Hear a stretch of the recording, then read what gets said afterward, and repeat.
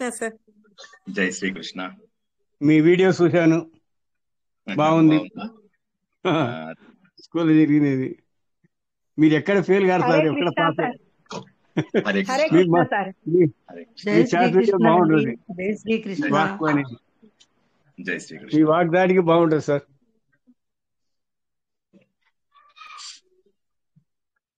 ఎన్ని వేల పుస్తకాలు చదివింటారు సార్? సార్ వీడియో దగ్గర రావట్లేదు సార్, కట్ అవుతుంది వీడియో. అవునా? అందరికీనా ఒక్కరికైనా చూడండి ఒకసారి. బానే వస్తుంది, బానే నాకు బాగా వస్తుంది వస్తుంది అమ్మా. సార్. బాగుంది సార్. బాగుంది సార్. ఓకే.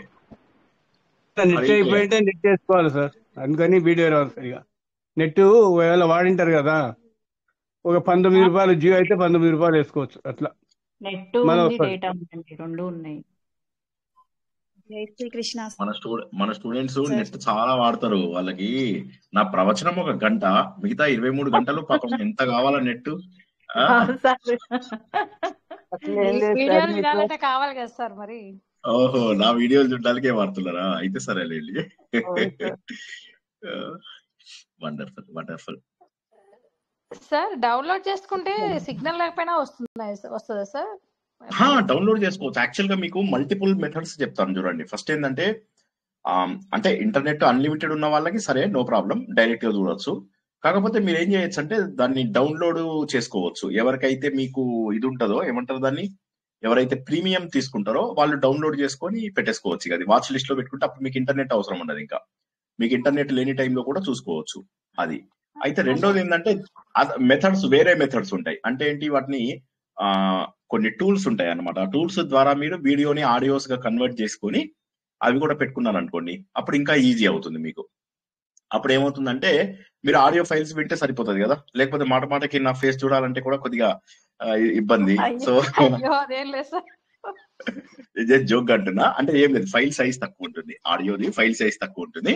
అందుకని చెప్పేసి దాన్ని డౌన్లోడ్ కొన్ని టూల్స్ ఉంటాయి అన్నమాట. టూల్స్ లో కూడా డౌన్లోడ్ చేసి పెట్టుకున్నారు అనుకోండి, అప్పుడు కూడా మీరు ఎక్కడ పడితే అక్కడ వినొచ్చు. ఇంకా మీకు ఇంటర్నెట్ అవసరం లేదు. కానీ ఎవరికైతే అది ఇంటర్నెట్, చేసుకోవడం ప్రాసెస్ ఎట్లా సార్ కొంచెం? అది యూట్యూబ్ లో టూల్ ఉంటుందండి. మీరు జస్ట్ యూట్యూబ్ అంటారు, సారీ, మీరు గూగుల్లో టూల్స్ కొట్టండి, అందులోపల tools how to download YouTube video to audio అని, అప్పుడు ఈజీ అవుతుంది. బట్ కాకపోతే ఏంటంటే మీకు ఒక సీక్వెన్స్ లో రావాలి, ఒక ప్లేలిస్ట్ అంతా చూడాలి అంటే ప్రిఫరబుల్లీ యూట్యూబే బెటర్. ఎందుకంటే యూట్యూబ్ లోపల ఒకసారి ప్లేలిస్ట్ ఆన్ చేస్తే అన్ని కంటిన్యూస్ గా ప్లే అవుతూ వెళ్తాయి. సో ఆ అడ్వాంటేజ్ ఉంటుంది కాబట్టి మీకు యూట్యూబ్ ఈజీ. ఆ ప్లేలిస్ట్ ఇంట్లో ఉన్నప్పుడు ఓకే సార్. నేను నెక్స్ట్ వీక్ యుఎస్ వెళ్తున్నాను. అది. ఆ ఫ్లైట్ అంతా అది జర్నీకి కొన్ని నచ్చినవన్నీ డౌన్లోడ్ చేస్తా ఉన్నాను సార్. అవి ఫ్లైట్ లో కూడా ప్లే అవుతుందా? వినొచ్చు. మీరు ఏదైతే మీరు ప్రీమియం, మీకు యూట్యూబ్ ప్రీమియం అయితే డౌన్లోడ్ చేసిన ప్రతిదీ కూడా మీ వాచ్ లిస్ట్ లోపల వస్తుంది. చక్కగా హ్యాపీగా డౌన్లోడ్స్ లోపల మీరు చూసుకోవచ్చు. డౌన్లోడ్స్ లో మీకు ఏ ఇంటర్నెట్ అవసరం అంటే లేదు. ఫ్లైట్ లో సిగ్నల్ ఉండదు కదా సార్, అయినా వస్తుందా? ఏం అవసరం లేదు. మీకు యూట్యూబ్ అసలు ఉండాల్సిన ఇది కూడా లేదు, డౌన్లోడ్స్. కానీ ప్రిఫరబుల్లీ మీరు ఏం చేస్తారంటే ఆడియోస్ గా కన్వర్ట్ చేసుకుని వెళ్ళండి. అప్పుడు మీరు తక్కువ స్పేస్ లో ఎక్కువ కన్వర్ట్ చేసుకోవడానికి ఉంటుంది. ఒక్కసారి గూగుల్లో కొట్టండి, మీకు 5 నిమిషాల్లో తెలిసిపోదు, 5 నిమిషాల్లో వచ్చేస్తుంది. గూగుల్లో కొడితే మీకు అది సింపుల్, ఫాస్ట్ గా అయిపోతుంది కూడా. ఇప్పుడు మీరు యూట్యూబ్ లో డౌన్లోడ్ చేసుకునే కంటే కూడా ఇలా చిన్నగా ఆడియో ఫైల్స్ గా డౌన్లోడ్ చేసుకుని ట్రావెల్ చేసేటప్పుడు వినడం ఈజీ అవుతుంది. ఆడియో ఫైల్స్ సార్, దాని పేరు ఆడియో ఫైల్స్ లో చేసుకోవాలంటే how to convert YouTube files to audio or video files. ఎట్లా అంటే ఆడియో అని ఎందుకంటున్నానంటే సైజ్ తక్కువ అవుతుంది కదా అని, అంతే, అంతకు మించి ఏం లేదు. ఆడియో మీకు వీడియో ఫైల్ అంటే మీకు 200-300 MB మినిమం పడుతుంది. 1 GB 2 GB 4 GB కూడా ఉంటాయి.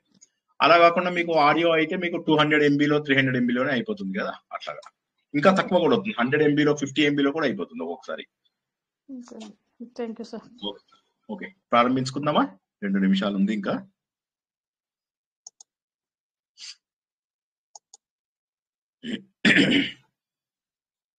కృష్ణ సార్, గీతా జయంతి శుభాకాంక్షలు సార్.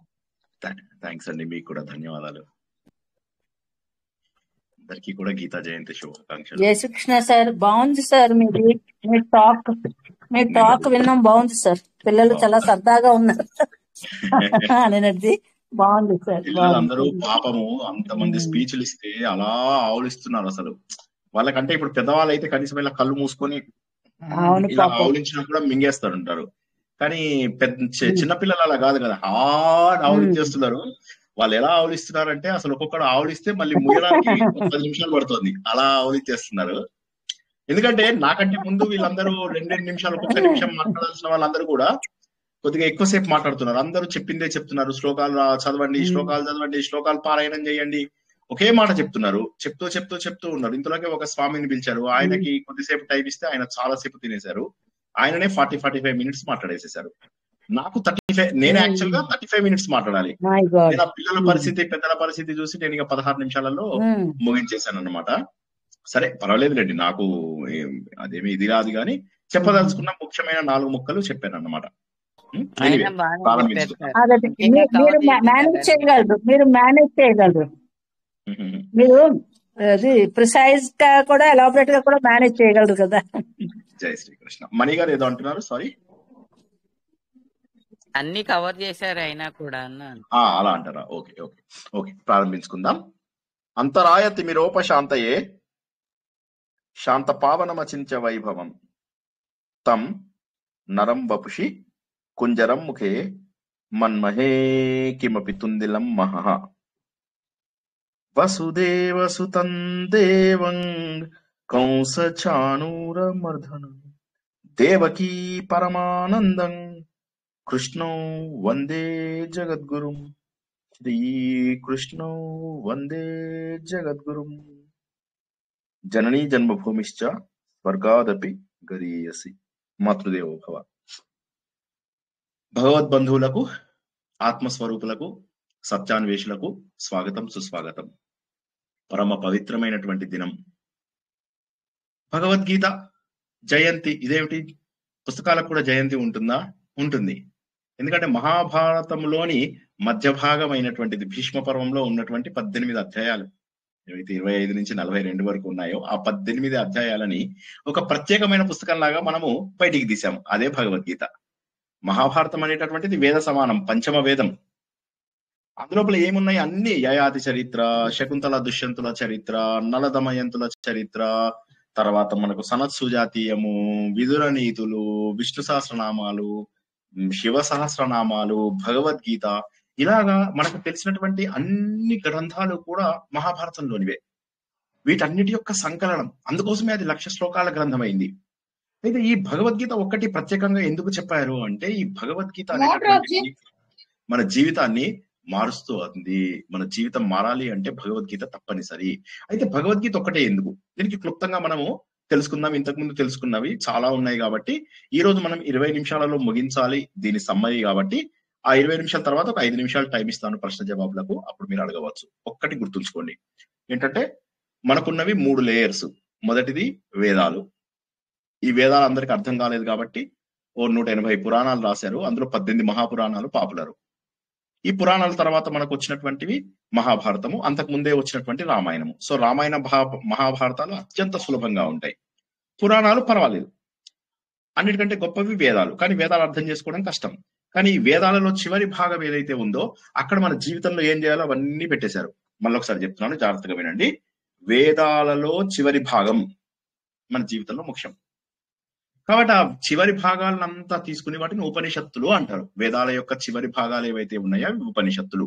ఆ ఉపనిషత్తులు అన్నింటినీ తీసుకుని భగవంతుడు చక్కగా మనకు మిక్స్ చేసి, గ్రైండ్ చేసి ఒక జ్యూస్ అందించారన్నమాట. అదే మనకు శ్రీమద్ భగవద్గీత.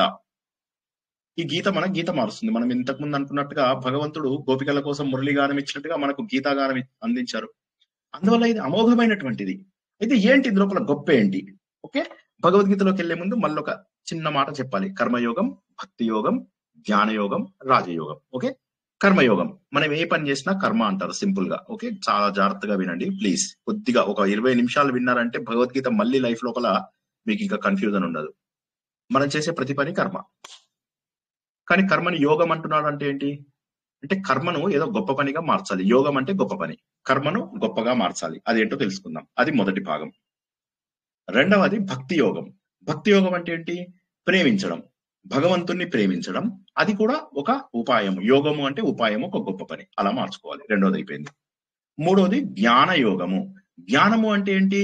నాకు కంప్యూటర్ వచ్చే జ్ఞానం వచ్చు, నాకు కార్ నడిపించే జ్ఞానం వచ్చు అనేదైతే అంటామో, నేనెవరినో నాకు తెలుసు అనేదాన్ని జ్ఞానయోగం అంటారు. మళ్ళీ ఒకసారి జాగ్రత్తగా వినండి. జ్ఞానం అంటే ఏంటి? తెలియడం. ఏం తెలియాలి? నాకు కంప్యూటర్ ఆపరేట్ చేయడం వచ్చు, నాకు మొబైల్ ఆపరేట్ చేయడం వచ్చు, నాకు వంట చేయడం వచ్చు. నాకు కాదు, నాకు వంట రాదు, జస్ట్ చెప్తున్నా. వంట చేయడం వచ్చు, ఇదొచ్చు అదొచ్చు అంటే అది జ్ఞానం. కానీ ఆ జ్ఞానం కాదు ఇక్కడ మనం మాట్లాడుతున్నది. ఈ జ్ఞానం ఏంటంటే నేనెవరినో నాకు తెలుసు అనేది జ్ఞాన యోగం. 3 యోగాలు అయ్యాయి. మళ్ళొకసారి చెప్తున్నా, కర్మయోగం, భక్తి యోగం, జ్ఞాన యోగం. ఈ 3 రకాల యోగాలు.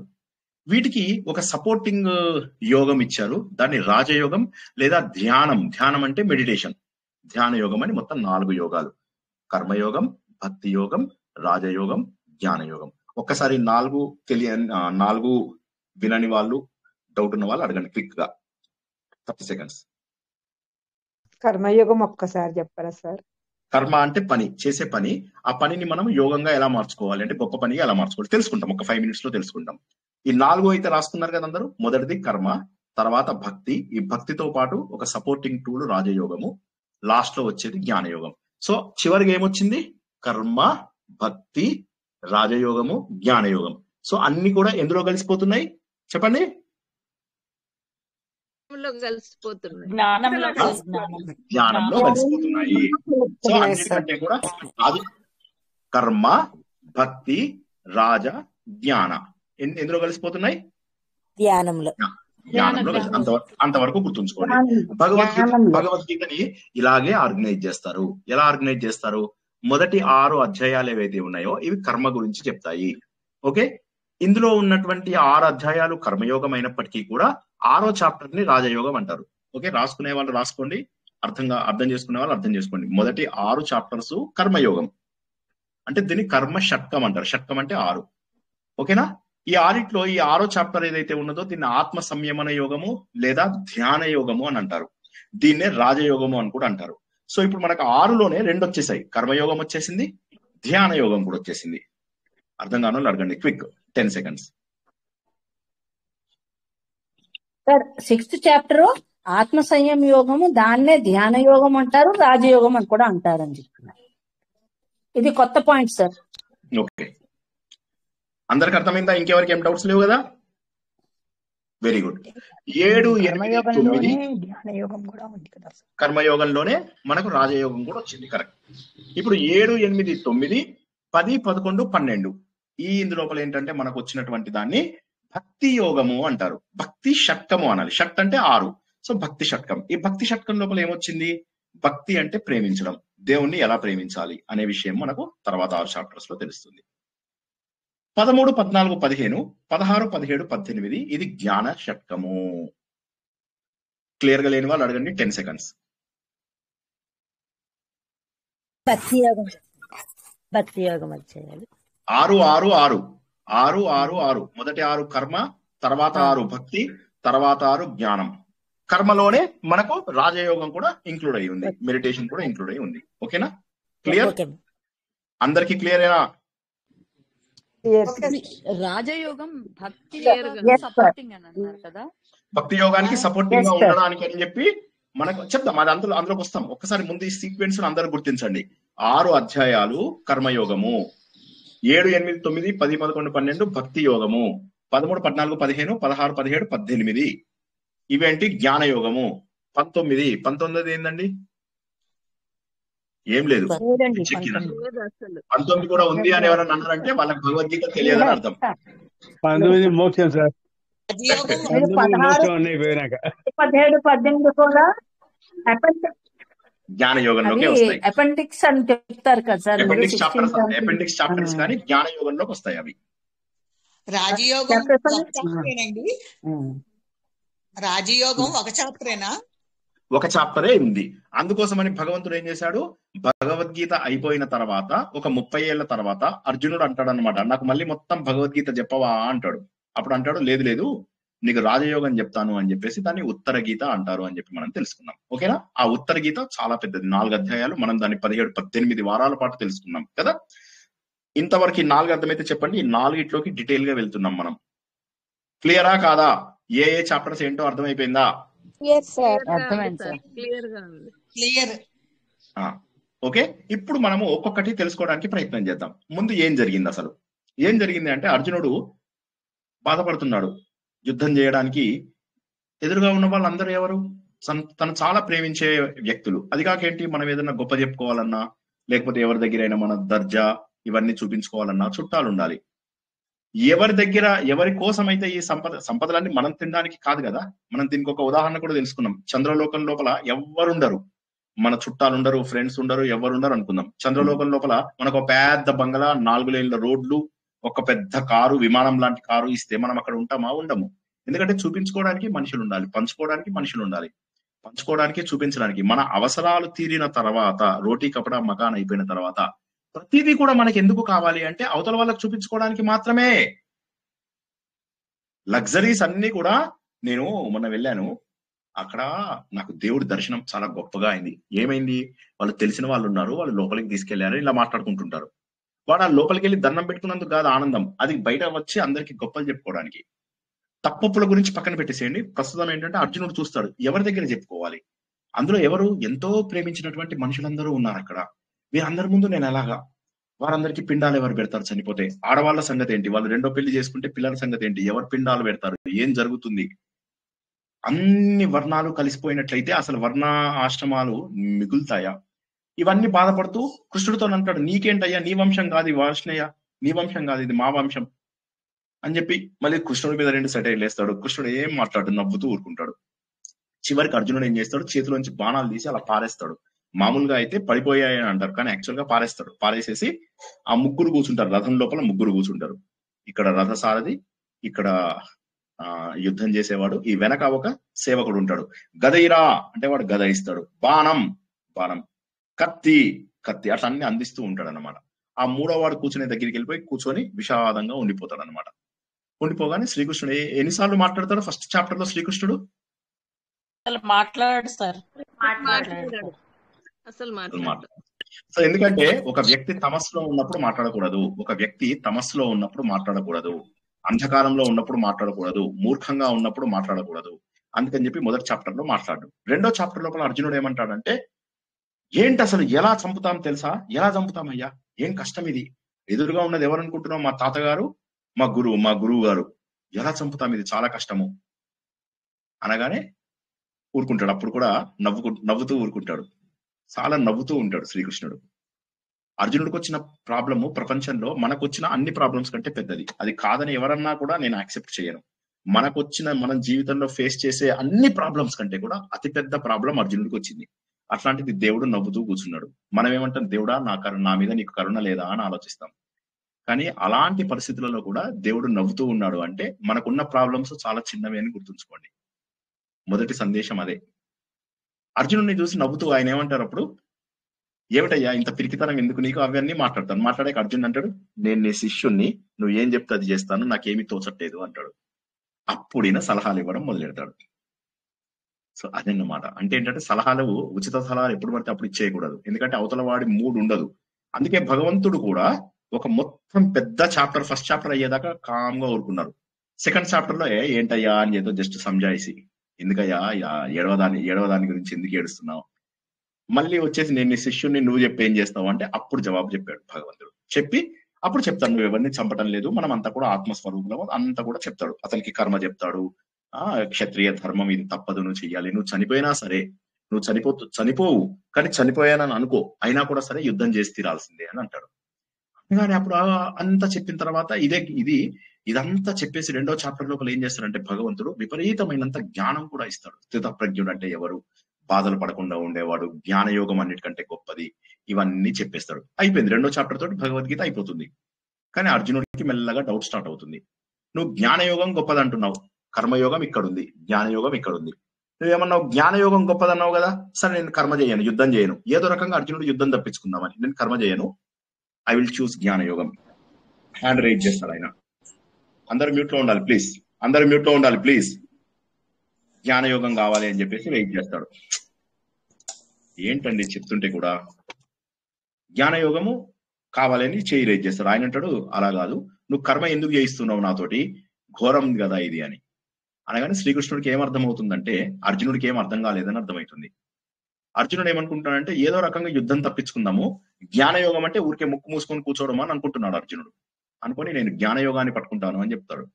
చెప్పగానే శ్రీకృష్ణుడికి అప్పుడు అర్థమవుతుంది, లేదు అర్జునుడికి మళ్ళీ మొదటి నుంచి చెప్పాలి అని చెప్పేసి అప్పుడు చెప్తాడు అనమాట, కర్మ అనేటటువంటిది తప్పదు, నువ్వు ఎలా ఉన్నా సరే ఏ సమయంలో అయినా చేసి తినవలసిందే. ప్రతి కర్మకు ఒక ఫలితం వస్తుంది. మంచి పనులకు మంచి, చెడ్డ పనులకు చెడు, మిశ్రమ పనులకు మిశ్రమ ఫలితాలు, తటస్థ పనులకు తటస్థ ఫలితాలు వస్తాయి. అది నువ్వు తప్పించుకోలేవు. కర్మ యొక్క ఫలితం అనుభవించడానికి నువ్వు పుట్టాల్సిందే. క్లియర్. కాబట్టి కర్మ యొక్క ఫలితం నీకు ఉన్నంత వరకు మంచి పని చేసినా డేంజరే. మంచి పని చేసినా కూడా మళ్ళీ ఏమవుతుంది, వచ్చే జన్మ లోపల ఏ ఐఏఎస్ ఆఫీసర్ గా నువ్వు పుడతామో పుట్టి రాజకీయ నాయకులకు సెల్యూట్ కొట్టాల్సి వస్తుంది. కాబట్టి మంచి పని చేయడం కూడా డేంజరే. కానీ అప్పుడు ఏం చేస్తారంటే అందుకోసమని నీకు కర్మ యొక్క ఫలితం ఉండకూడదు. కర్మ యొక్క ఫలితం నువ్వు యాక్సెప్ట్ చేయకూడదు. యాక్సెప్ట్ చేస్తే ఏమవుతుందంటే మళ్ళీ ఇంకొక జన్మ ఎత్తాల్సి వస్తుంది. కాబట్టి కర్మ ఏదైతే ఉందో కర్మ చెయ్యి, ఫలితాల గురించి ఆశించకు. ఏం జరిగినా సరే, నువ్వు చనిపోయినా సరే యుద్ధం లోపల, చనిపోతే ఏమైంది, స్వర్గానికి వెళ్తావు చక్కగా. ఎందుకంటే ఇక్కడ చనిపోయిన వాళ్ళందరూ ఎవరైతే ఉంటారో వాళ్ళకి డైరెక్ట్ గా స్వర్గం వెళ్ళే ఒక వరం ఉంటుంది. ఇంద్రుడు పురు మహారాజుకి ఇచ్చినటువంటి వరం అన్నమాట. కాబట్టి చనిపోయిన వాళ్ళందరూ స్వర్గానికి వెళ్ళిపోతారు, వీర స్వర్గానికి. ఎందుకు ఇంకా బెంగపడతావు? ఒకవేళ యుద్ధంలో గెలిచావనుకో మంచిది, రాజ్యాన్ని పరిపాలించుకో. కాబట్టి నువ్వు ఆలోచించాల్సినటువంటిది లేదు. అర్జునుడు ఏంది, కర్మ చేయడం తప్పించుకుందాం. ఎంతసేపు కూడా ఆయన తాతగారు చిన్నప్పటి నుంచి ఎంతో ప్రేమగా పెంచారు. ఈయన మట్టి లోపల దొర్లుకుంటూ వస్తాడు, ఆడుకుంటూ వచ్చి తాత అని దూకేస్తాడు ఆయన మీదకి. మరి నిజం చెప్పాలంటే వీళ్ళ నాన్నగారు చిన్నప్పుడే వీళ్ళని వదిలేసి వెళ్ళిపోయారు. ఎంతో కష్టమైన సమయం లోపల తాతగారి దగ్గర పెరిగారు. అందుకని భీష్ముడికి కూడా అర్జునుడు అంటే అందరికంటే ఎక్కువ ఇష్టం. మా అమ్మకు గనక మా ఇద్దరు అన్నయ్యల కంటే నేను ఎక్కువ ఇష్టం. అదే విధంగా భీష్ముడికి కూడా అర్జునుడు అంటే చాలా ఇష్టం. అలాంటి అర్జునుడిని ఎలా చంపాలి? సరే, ఇటు ద్రోణాచార్యుడిని చూస్తే తన కొడుకుకు కూడా నేర్పి అని అర్జునుడికి నేర్పిస్తాడు. భార్య కొట్లాడుతుంది, ఏం చేస్తున్నారు మీరు, అక్కడ మన కుమారుడు ఉన్నాడు, ఆయనకు నేర్పించాల్సినవన్నీ కూడా మీరు నేర్పించకుండా అర్జునుడికి ఎందుకు నేర్పిస్తున్నారని. అయినా కూడా ఆయన అర్జునుడు సమర్థుడు, అర్జునుడు గొప్పవాడు అని చెప్పి ఆయన గుర్తించగలుగుతాడు. శిష్యుడు అంటే అంత ప్రేమ. ఎవరికైనా కూడా జనరల్ గా నిజమైన గురువులకి శిష్యుడు అంటే ప్రేమ ఉంటుంది. అడ్డగోలుగా పైసలు తీసుకోవడము, హడావిడి, హంగు, ఆర్భాటము చేసే వాళ్ళకి ఎప్పుడు కూడా వాళ్ళ శిష్యుడు అంటే ప్రేమ ఉండదు. ద్రోణాచార్యుడికి అటువంటి ప్రేమ. మరి అంత వాళ్ళని చంపాలి. ఎదురుగా చూస్తే తండ్రులు, తాతలు, భూరిష్ఠవుడు ఉన్నాడు అక్కడ, తాత భీష్మాచార్యుడు ఉన్నాడు, సోమదత్తుడు ఉన్నాడు, తాతలను చంపాలి. ఇటు చూస్తే కుమారులు, దుర్యోధనుడు కుమారులే కదా. వీళ్ళందరి పిల్లలు 100 మంది అన్నదమ్ములు, అందరి పిల్లలు కుమారులే కదా, చిన్న పిల్లలే కదా పాప. వాళ్ళందరినీ చంపాలి. చిన్నపిల్లలు అంటే వాళ్ళు 30-40 years, వీళ్ళకి 80 ఏళ్ళు అలా ఉంటాయి. సో ఆ రోజుల్లో 170, 180, 200 years దాకా బతికేవాళ్ళు ద్వాపర యుగంలో. సో అందుకోసం అని చెప్పేసి ఏంటంటే మరి వీళ్ళందరినీ చంపాలంటే ఎట్లాగా? సో అర్జునుడికి వచ్చిన కష్టం చాలా కష్టం. వాళ్ళని చంపి నువ్వు గెలవాలి. ఎంత దురదృష్టం ఇది! ఏం తప్పు చేశారని జూదం లోపల వీళ్ళని ఇంత బాధ పెట్టి రాజ్యాన్ని పోగొట్టి నానా కష్టాలు పడి వచ్చిన తర్వాత కూడా రాజ్యం ఇవ్వను, మళ్ళీ యుద్ధం చేసే తీసుకో అంటున్నారు. పోనీ ఆ యుద్ధం చేద్దామంటే ఎదురుగా ఎవరెవరినైతే ప్రేమించారో అందరూ అక్కడే ఉన్నారు. ఏం చెయ్యాలి? సో అంత విషాదం వస్తుంది. మరి విషాదం వచ్చినా కూడా దాన్ని యోగం అని ఎందుకు అన్నారు? యోగం అంటే తెలివి. విషాదంలోంచే తెలివితేటలు మనకు బయటకు వస్తాయి. ఎందుకంటే అక్కడ ఉన్నటువంటిది ఎవరు? నరుడు, నారాయణుడు. నరుడు అంటే మనమందరం, నారాయణుడు అంటే భగవంతుడు. భగవంతుడు ఏమంటాడు అంటే కష్టం వచ్చినప్పుడు నేను నీకు బోధ చేస్తాను చూడు అని చెప్పి చెప్పడమే భగవద్గీత. సో అప్పుడు ఏం చేస్తాడు? కర్మ అంటే ఏంటి అంటే కర్మని నువ్వు ఫలితము ఆశించకుండా చెయ్యాలి. కర్మని లోక సంగ్రహం కోసము, ప్రపంచం కోసం చెయ్యాలి. కర్మని బాధ్యతగా చేయాలి. అసలు కర్మ నేను చేశానని కూడా మర్చిపోవయ్యా అని అంటాడు. ఇదంతా కూడా 5వ అధ్యాయం దాకా వస్తుంది. రాగానే అర్జునుడు అంటాడు, ఇది కొద్దిగా కాంప్లికేటెడ్ విషయం, నా మనసు ఒప్పుకోదు అంటే. నీ మనసు ఒప్పుకోదు. ఎందుకంటే కర్మ చేసి ఫలితం ఆశించద్దు, కామ్య కర్మలు చెయ్యొద్దు, కోరికలతోని పని చేయొద్దు. ఎందుకంటే కోరికలతోని పని చేస్తే 2 దెయ్యాలు ఇక్కడ కూర్చుంటాయి, అభిక్రమ నాశ దోషం, ప్రత్యవాయ దోషం. ఆ 2 దెయ్యాలు వచ్చి కూర్చుంటే నువ్వు కోరుకుంటే ఆ పనులు జరగవు. చాలా నియమనిష్టాలు ఉండాలి. కాబట్టి కోరికలు లేకుండా చేయడం చాలా కష్టం. ఎలా ఉంటది నా మనసు నిగ్రహంగా అంటే ఆ మనసు నిగ్రహం కోసం అని చెప్పి నువ్వు ధ్యానం చెయ్యి అని 6వ అధ్యాయంలోకి తీసుకెళ్తాడు. తీసుకెళ్లి ధ్యానం ఎలా చేయాలి, ఏంటి, ఆహారం ఎలా తీసుకోవాలి, యుక్తాహార విహారస్య యుక్త చేష్టస్య కర్మసమని అవన్నీ చెప్తాడు అనమాట. ఆ విధంగా అన్ని రకాలుగా నువ్వు మంచిగా ఉండాలి, ఇలా వెన్నెముక నిటారుగా పెట్టుకోవాలి, ఇవన్నీ నేర్పిస్తాడు. నేర్పించిన తర్వాత నేర్పించి చివరికి 6వ అధ్యాయంలో ఏమంటాడంటే భగవంతుని కూడా శరణ్ వేడు అని చెప్పి ఒక మందేస్తాడు. అంటే ఏ పనికైనా మనం మనసు నిగ్రహం ఉండనప్పుడు ఏంటంటే దేవుడికి వదిలేయాలి అని చెప్పి చెప్పడం. ఒక్కసారి ఇప్పటిదాకా జరిగింది చెప్తాను. అర్జునుడు బాణాలు పడేశాడు, బాధపడుతున్నాడు. శ్రీకృష్ణుడు ఏమన్నాడంటే నువ్వు యుద్ధం చెయ్యి, ఫలితం ఆశించకు, ఏం జరిగినా సరే నువ్వు చేయవలసిందే. ఫలితం ఆశించకుండా ఉండాలి, అట్ ద సేమ్ టైం కోరికలు కోరుకోకుండా పని చేయాలి. జస్ట్ నా బాధ్యత అనుకొని చేయాలంతే. ఇది నా బాధ్యత, చేయాలి తప్పదు. లేదా ఇది దేశం కోసం నేను చేస్తున్నాను, దేశ సేవ, దాన్ని లోక సంగ్రహం అంటారు, దానికోసం చెయ్యాలి, చెయ్యాలి. అర్జునుడు అంటాడు ఎలా చేస్తాం, అలా ఎలా పాసిబుల్ అవుతుందంటే అయితే ధ్యానం ద్వారా నీ మనస్సును కంట్రోల్ చేసుకో, లేదా దేవుడి మీద నీ మనస్సును తిప్పు అని అంటాడు. అని అప్పుడు ఏం చేస్తాడు? 7వ అధ్యాయం నుంచి దేవుడి గురించి మాట్లాడతాడు. భక్తి, దేవుడి మీద ప్రేమ. మరి ఎందుకు ప్రేమిస్తాం మనం? దేవుడి మీద ఎందుకు ప్రేమిస్తాం? ఇంట్లో ఉన్న వాళ్ళలో దేవుడిని పిల్లల కంటే కూడా ఎక్కువ ప్రేమించే వాళ్ళు ఎంతమంది ఉన్నారండి? కొద్దిగా చేతులు లేపండి అందరూ. నా పిల్లలకి ఏమైపోయినా సరే నాకు దేవుడే కావాలి అన్న వాళ్ళు ఒకళ్ళిద్దరు మాట్లాడండి కొద్దిగా. నా పిల్లలు ఏమైపోయినా పర్వాలేదు నాకు దేవుడే ఫస్ట్ అన్న వాళ్ళు ఎవరైనా మాట్లాడండి. దేవుడే ఎవరు కావాలి ఉండరు సార్. సార్ అలాగా, ఎవరు ఉండరు సార్ అలాగా. ఉన్నారు. సో కాబట్టి ఏమైతుంది, కానీ ఇక్కడ మరి దేవుని ఎందుకు ప్రేమిస్తాం? మన పిల్లల్ని అయితే అన్ని చూసాము చేసాము, కానీ దేవుని ఎందుకు ప్రేమిస్తాం? మనం దేవుణ్ణి ప్రేమించాము. అప్పుడు ఏమవుతుందంటే దేవుడు అందుకోసం ఏం చెప్తానంటే, నువ్వు నన్ను ప్రేమించాలంటే నీకు కొన్ని టెక్నిక్స్ చెప్తాను, నువ్వు నన్ను అప్పుడు ప్రేమిస్తావు అని చెప్పేసి ఏమంటాడు, నన్ను ప్రేమించాలంటే ఈ ప్రకృతిలో చూడు, నీకు కనిపిస్తున్న ప్రతి వస్తువు నేనే, జడము నేనే, చైతన్యం నేనే, కదిలేది నేనే, కదలనిది నేనే, ఈ ప్రపంచంలో ఉన్నటువంటివన్నీ నేనే, నువ్వు తయారైన శరీరం నేనే, నీ మనస్సు నేనే, నీ బుద్ధి నేనే, ఇవన్నీ నేనే. నువ్వు చనిపోయేది ఎట్లా చనిపోతావు, రెండు ఉత్తరాయణం దక్షిణాయనం ఇవన్నీ చెప్తాడు. సృష్టి ఎలా జరుగుతుంది, లయం ఎలా జరుగుతుంది, ఇవన్నీ కూడా 7, 8, 9 అధ్యాయాలు. 9వ అధ్యాయంకి వచ్చేసరికి ఏమవుతుందంటే, ఏదో నన్ను పూజ చేయడానికి మీరు అందరూ హంగులు ఆర్భాటాలు వేసుకొని ఇంత గోడలు చేస్తుంటారు కదా, ఈ గోడలు చేయకండి అయ్యా, దయచేసి దండం పెడతా అంటాడు దేవుడు. దేవుడు దండం పెడుతున్నాడు. మనకేమంటాడు, వద్దయ్యా ఈ గోడలు, ఈ హంగులు ఆర్భాటాలు మానేసి పత్రం పుష్పం ఫలం తోయం, సింపుల్ గా ఓ పువ్వుతోటో పుష్పంతోటో ఫలంతోటో తోయం నీళ్లతోనో పూజిస్తే చాలు నన్ను అని చెప్పాడు దేవుడు. ఎక్కడ నువ్వు హంగు చెయ్యి ఆర్భాటం చేయమని అనలేదు. అది కాకేమన్నాడు, అనన్యాశ్చింత ఎంతో మామ అని కూడా అన్నాడు. సో వేరేవన్నీ పక్కన పెట్టేసి నన్ను నా గురించి ఆలోచించు చాలు అని చెప్పి. నీ గురించి నేను ఎందుకు ఆలోచించాలి? మళ్ళా క్వశ్చన్ అదే, నీ గురించి నేను ఎందుకు ఆలోచించాలి అంటే అన్ని నేనే కాబట్టి. అన్ని నువ్వు ఎలా నువ్వు అంటే అప్పుడు ఆయన చెప్తాడు, ఈలో మునుల లోపల నేను వ్యాసుని నేనే, సిద్ధుల లోపల కపిలుణ్ణి నేనే, తర్వాత కవుల లోపల నేను శుక్రాచార్యుణ్ణి, ఓకే, నక్షత్రాల లోపల సూర్యుని నేను, సాగరాల లోపల ఇట్లా అన్ని చెప్తూ ప్రతి దాంట్లో నేనే ఉన్నాను. గుర్రాలలో ఉచ్చేశ్రవాన్ని నేనే, ఏనుగులలో ఐరావతాన్ని నేనే, ఇలా నీకు కనిపించే ప్రతి ఒక్కటి నేనే, ఆఖరికి పాండవులలో అర్జునుడిని కూడా నేనే అని చెప్పేసి చెప్పేస్తాడు. చెప్పి ఇలా అన్ని రకాలుగా నేనే ఉన్నాను, అన్ని చోట్ల నేనే ఉన్నాను, ఇంకా నేను తప్ప వేరే ప్రపంచంలో వేరే పదార్థం లేదు అని చెప్పేశాడు. చెప్పగానే అర్జునుడికి అప్పుడు కొద్దిగా తగ్గి అప్పుడు మెల్లగా 11వ అధ్యాయంలో వస్తుంది, దేవుడా నువ్వు చెప్పింది చాలా బాగుంది, నువ్వు జగన్నాథ జగన్ నివాస అందరి హృదయాలలో ఉన్నావు, నువ్వు ఇండైరెక్ట్ గా నిన్ను అన్ని రకాలుగా ఎక్కడెక్కడ చూడాలో అవన్నీ చెప్పావు, కరెక్ట్. నేను ఇండైరెక్ట్ గా నాకు అర్థమైంది, ఇందులో చూడాలి అందులో చూడాలి, అన్నిట్లో నువ్వే ఉన్నావు, కానీ అట్లా కాదు, నాకు నేను డైరెక్ట్ గా చూడాలనుంది. నీకు విశ్వరూపం ఉంది అని అంటారు కదా, ఆ డైరెక్ట్ అంటే మామూలు వాళ్ళకే ఛాన్స్ లేదు, నీకు నేను ఆ ఛాన్స్ ఇస్తానని చెప్పి కొన్ని స్పెషల్ ఐస్ ఇస్తాడు అనమాట. ఇచ్చి వాటిని మంచి చక్షువులు అంటారు అనమాట, దివ్య చక్షువులు అంటారు. ఆ దివ్య చక్షువులు ఇవ్వగానే అర్జునుడు ఆ చక్షువులతోని అప్పుడు చూస్తాడు, పాస్ట్ ప్రజెంట్ ఫ్యూచర్, ఎక్కడ పడితే అక్కడ ఉండగలడు, ఎక్కడ పడితే అక్కడికి వెళ్ళగలడు, ఒకే సమయంలో 20 చోట్ల ఉండగలడు, ఏది పడితే అది చూడగలడు. అలా విచ్చలవిడిగా ఫ్రీడమ్ వచ్చేస్తుంది అర్జునుడికి. చూస్తుంటే ఎక్కడ చూసినా కూడా భగవంతుడే, భయపడిపోతూ ఉంటాడు. తర్వాత యుద్ధంలో ఏం జరిగింది అని ఆలోచించగానే యుద్ధం లోపల దేవుడు ఇట్లా కాళ రూపంలో కనిపిస్తాడు. కనిపించేసే ఇలా అందరూ భీష్ముడు, ద్రోణుడు, జయద్రథుడు వీళ్ళందరూ ఆయన నోట్లలోకి వెళ్తుంటాడు. ఆయన కొరుకుని తింటూ ఆయన కూరలలో నలిగిన వాళ్ళని ఇట్లా ఇక్కడ అంటున్నది కదా మూతిని, ఇలా నాలుకతోటి నాకుతూ కనిపిస్తాడనమాట. కనిపించగానే భయపడిపోతాడు అర్జునుడు. భయపడిపోయి నీకు దండం పెడతా, నీ మామూలు రూపంలోకి వచ్చేసే అని చెప్పేసి అంటాడు. అనగానే అప్పుడు ఆయన మామూలు రూపంలోకి వస్తాడు. రాగానే అప్పుడు ఏడవడం మొదలెడతాడు అర్జునుడు. దేవుణ్ణి గుర్తించలేకపోయా, ఎదురుగా దేవుడున్నాడు గుర్తించలే. ఇన్ని రోజుల పాటు మనం అన్నం తినేటప్పుడు నీకంటే ఒక 2 ముద్దలు ఎక్కువ తిన్నాను, నేను తప్పు చేశాను. మనం అప్పుడప్పుడు ఫ్రెండ్లీగా అటు ఇటు చిట్ చాట్లకి వాటికి వీటికి పార్టీలకు వాటికి వెళ్తున్నప్పుడు, అరే యాదవుడు, అరే గొల్లోడా అని నిన్ను ఎన్నో మాటలు అన్నానయ్యా, నన్ను క్షమించు. నీకంటే నడిచేటప్పుడు ఒక్కొక్కసారి 2-3 అడుగులు ముందు నడిచేసి వెళ్ళిపోయి ఉండొచ్చు, నన్ను క్షమించు. ఎలా క్షమిస్తావో తెలుసా? ఒక భార్యని భర్త క్షమించినట్టుగా, ఒక మిత్రుడిని మరో మిత్రుడు క్షమించినట్టుగా, ఒక తండ్రి కొడుకుని క్షమించినట్టుగా నన్ను నువ్వు క్షమించేసేయి అని. చెయ్యని తప్పుకి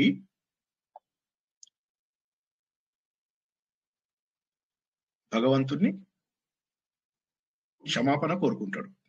తను చేయని తప్పుకి, చేసిన తప్పుకు కాదు, చేయని తప్పుకి క్షమాపణ కోరుకుంటాడు. నన్ను ఏం చేయమంటో చెప్పి, ఇప్పుడు నాకు అర్థమైపోయింది. ఇప్పటి వరకు నా లోపల ఏదైతే మోహం ఉందో నీ మీద భక్తి ద్వారా నాకు పోయింది. మొదటి లోపల కర్మలోంచి వచ్చాము, ఇప్పుడు భక్తిలోకి వచ్చాము. భక్తి ఎప్పుడు వస్తుంది? అంత దేవుడే అయినప్పుడు. నీ కొడుకు కూడా దేవుడే, నీ భార్య దేవుడే, నీ మిత్రులు దేవుళ్ళే, అన్ని దేవుళ్ళే అని తెలిసినప్పుడు దేవుణ్ణి ప్రేమించకుండా ఎందుకుంటాం? ఇప్పుడు ఆలోచించండి, అందరినీ ప్రేమిస్తావు, నువ్వు దేవుణ్ణి, మీ పిల్లల్ని ప్రేమిస్తావా, దేవుణ్ణి ప్రేమిస్తావా అంటే నా పిల్లల్లో ఉన్న దేవుణ్ణి ప్రేమిస్తా. అది అది అది భక్తి అంటే. అందరిలో ఉన్న దేవుణ్ణి నేను ప్రేమిస్తాను, సర్వత్రా వ్యాపించి ఉన్నటువంటి దేవుణ్ణి నేను ప్రేమిస్తాను. ఇప్పుడు చెప్పు నేనేం చేయాలి?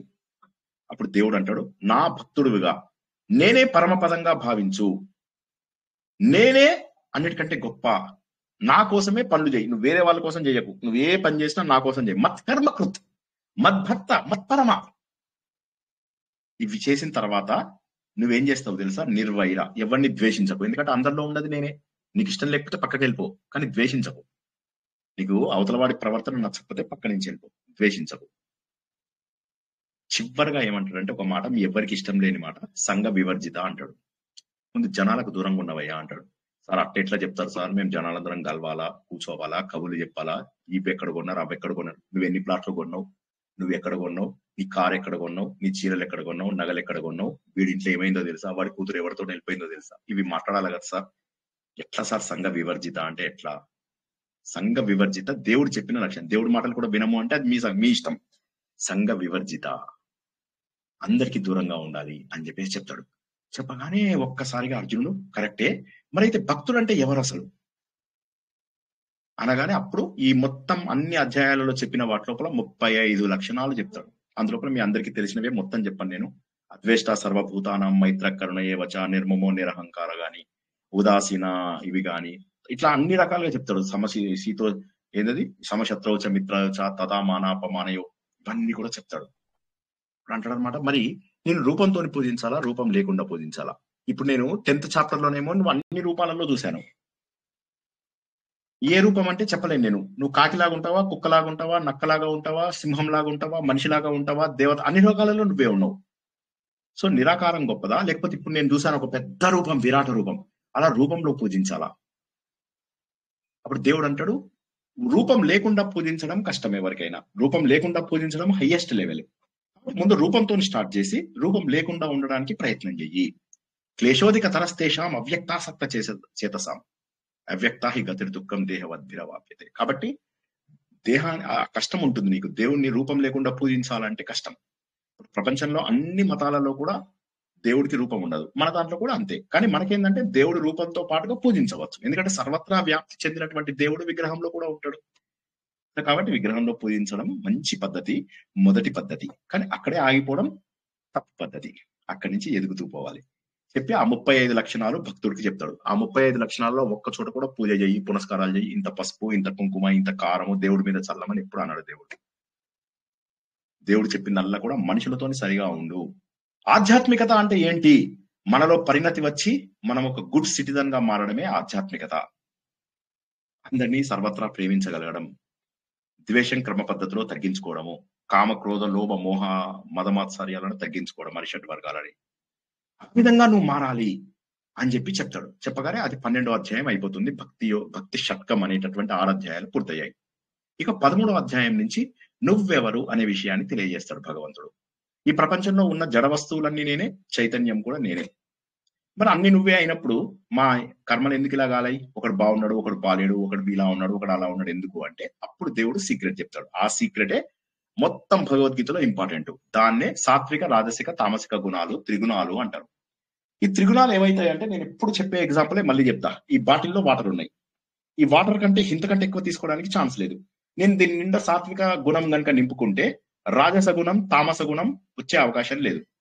దీని నిండా రాజస గుణం నింపుకుంటే సాత్విక గుణం ఇంకో గుణం వచ్చే అవకాశం లేదు, తమస్సు నింపుకుంటే ఇంకో 2 గుణాలు వచ్చే అవకాశం లేదు.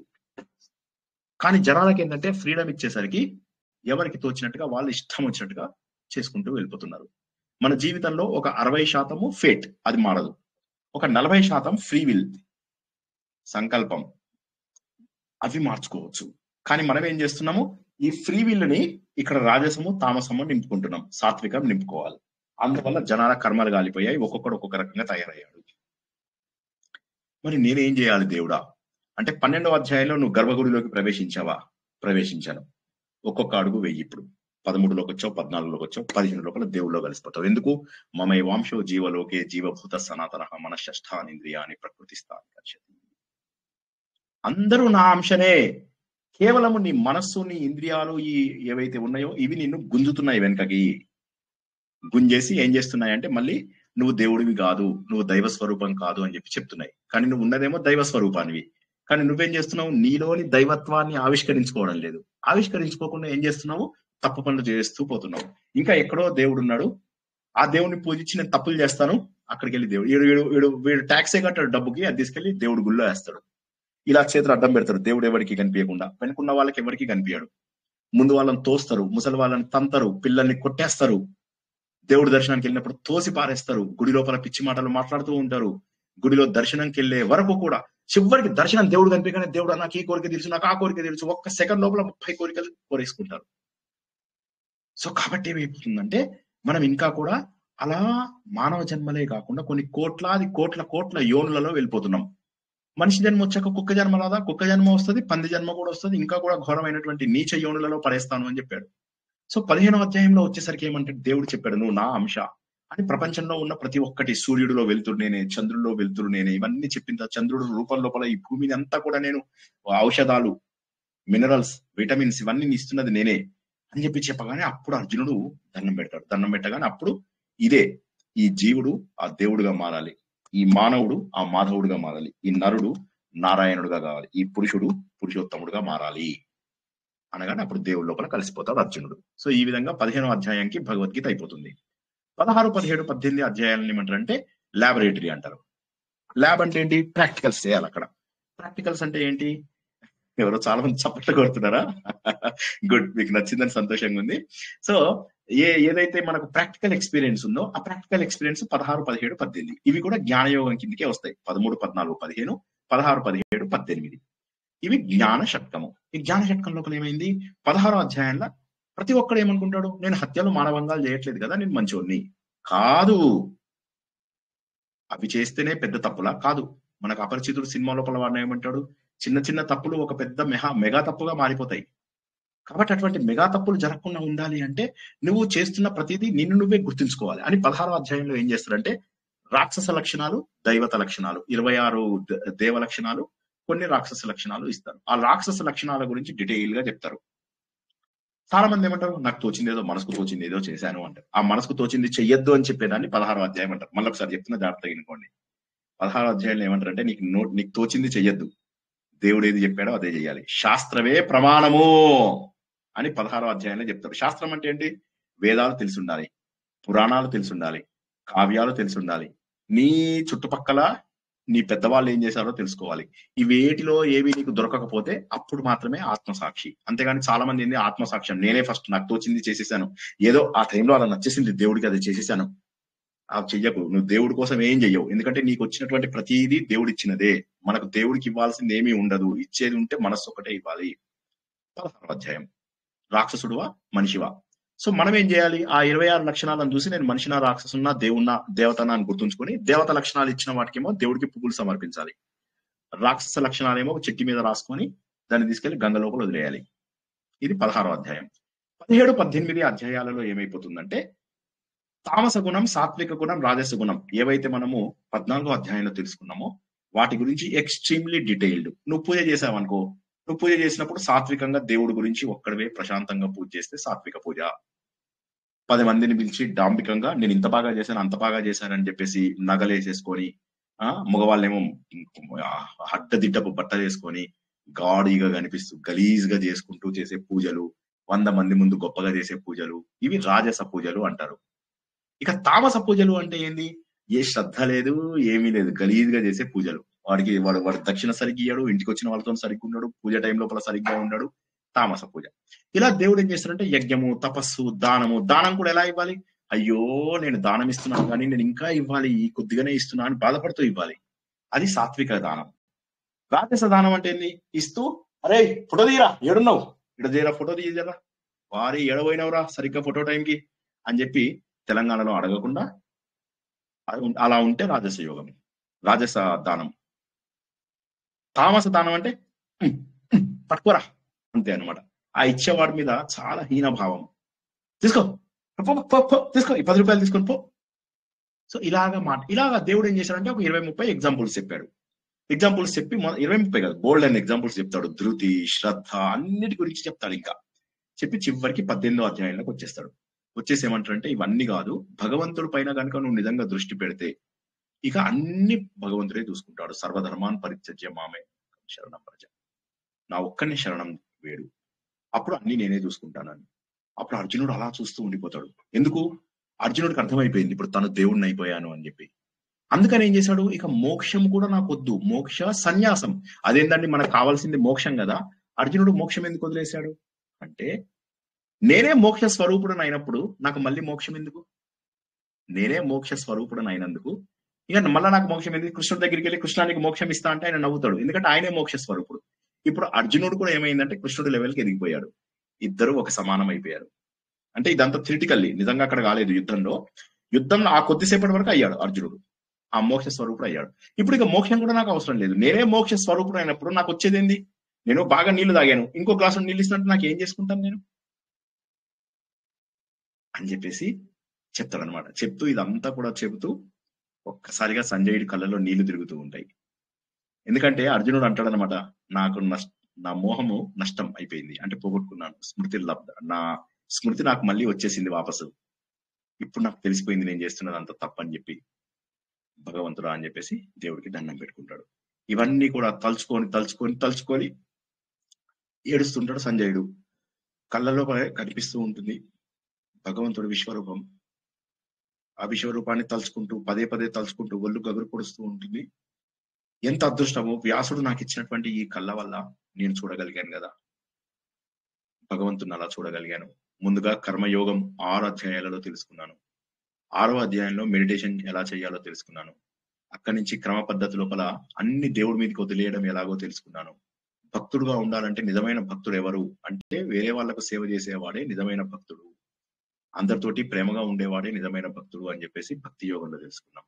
అక్కడి నుంచి భగవంతుడే ఇచ్చినటువంటి జ్ఞానాన్ని అంతా అర్థం చేసుకుని నేనే దేవుడుగా మారిపోయాను. నేనెవరిని? నేను సచ్చిదానంద స్వరూపుడను, అంటే నేను నాలో ఉన్న దైవత్వాన్ని బయటికి తీశాను, అందరిలో ఉన్నటువంటిది దేవుడే అన్న విషయాన్ని గుర్తించాడు. ఈ విధంగా మహోన్నతమైనటువంటి గీతా జయంతి రోజు మనము క్లుప్తంగా 18 అధ్యాయాల సారం చెప్పుకున్నాను.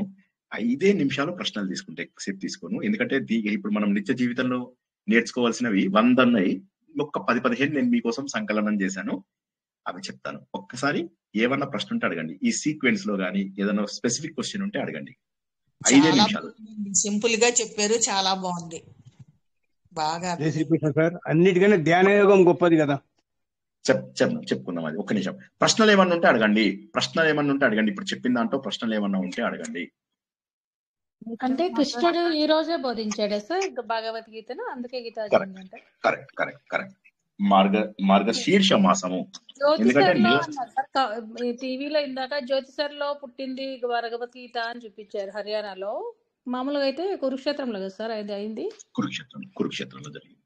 కురుక్షేత్రంలో ఎందుకు జరిగింది అంటే, కురుక్షేత్రం అనేటటువంటిది ధర్మక్షేత్రము.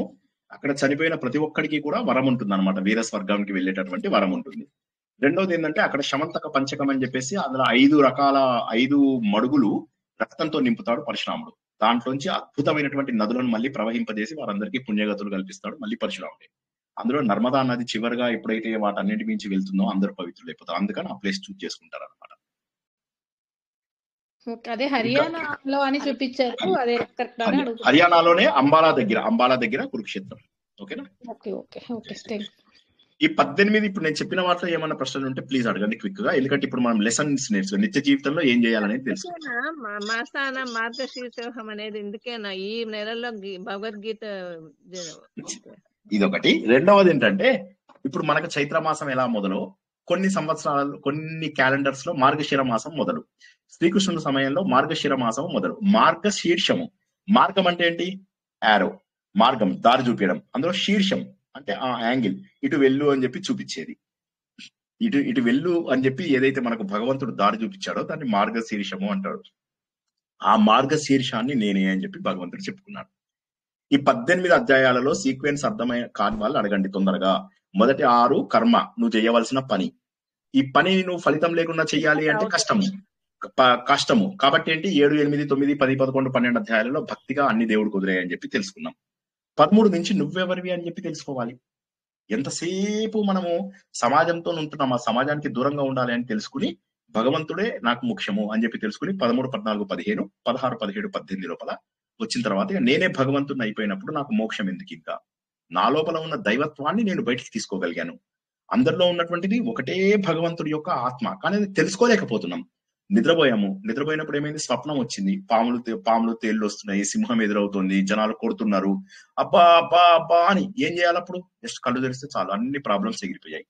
అదేవిధంగా ఈ జీవితం అనేటటువంటి స్వప్నంలో ఒక కళ్ళు తెరిపించేది భగవద్గీత. జై శ్రీకృష్ణ. 18 అయిపోయినాక ఇంకేమన్నా డౌట్ ఉంటే అడగండి. 2 minutes. 5th చాప్టర్ వరకు అయ్యాక 6th చాప్టర్ లో ధ్యాన యోగం చెప్పాలనుకున్నాడు కదా సార్. అంటే కర్మ చిన్న డౌట్. ఆవిడ ప్రశ్న అయ్యాక అడగండి. సునంద గారు చెప్పండి. 5th చాప్టర్ వరకు కర్మయోగం గురించి చెప్పాడు కదా సార్. అంటే దానికంటే మించి రాజయోగం అని చెప్పాలని ధ్యాన యోగం లాగా చెప్పాడు సార్ 6th లో. చెప్తాను. ప్రపంచంలో ఇది కర్మ, ఈ రెడ్ కలర్ది జ్ఞానం. ప్రతి ఒక్కరు ఇక్కడికి రావాలి. జ్ఞానం అన్నా మోక్షం అన్నా ఒకటే. ఈ దేవుడి దగ్గర పెడుతుంది ఇది, అవునా? శ్రీకృష్ణుడు మోక్షం. సో ఎవరి దగ్గర ఉన్నారు శ్రీకృష్ణుడికి? జ్ఞాన మార్గం దగ్గర ఉంది.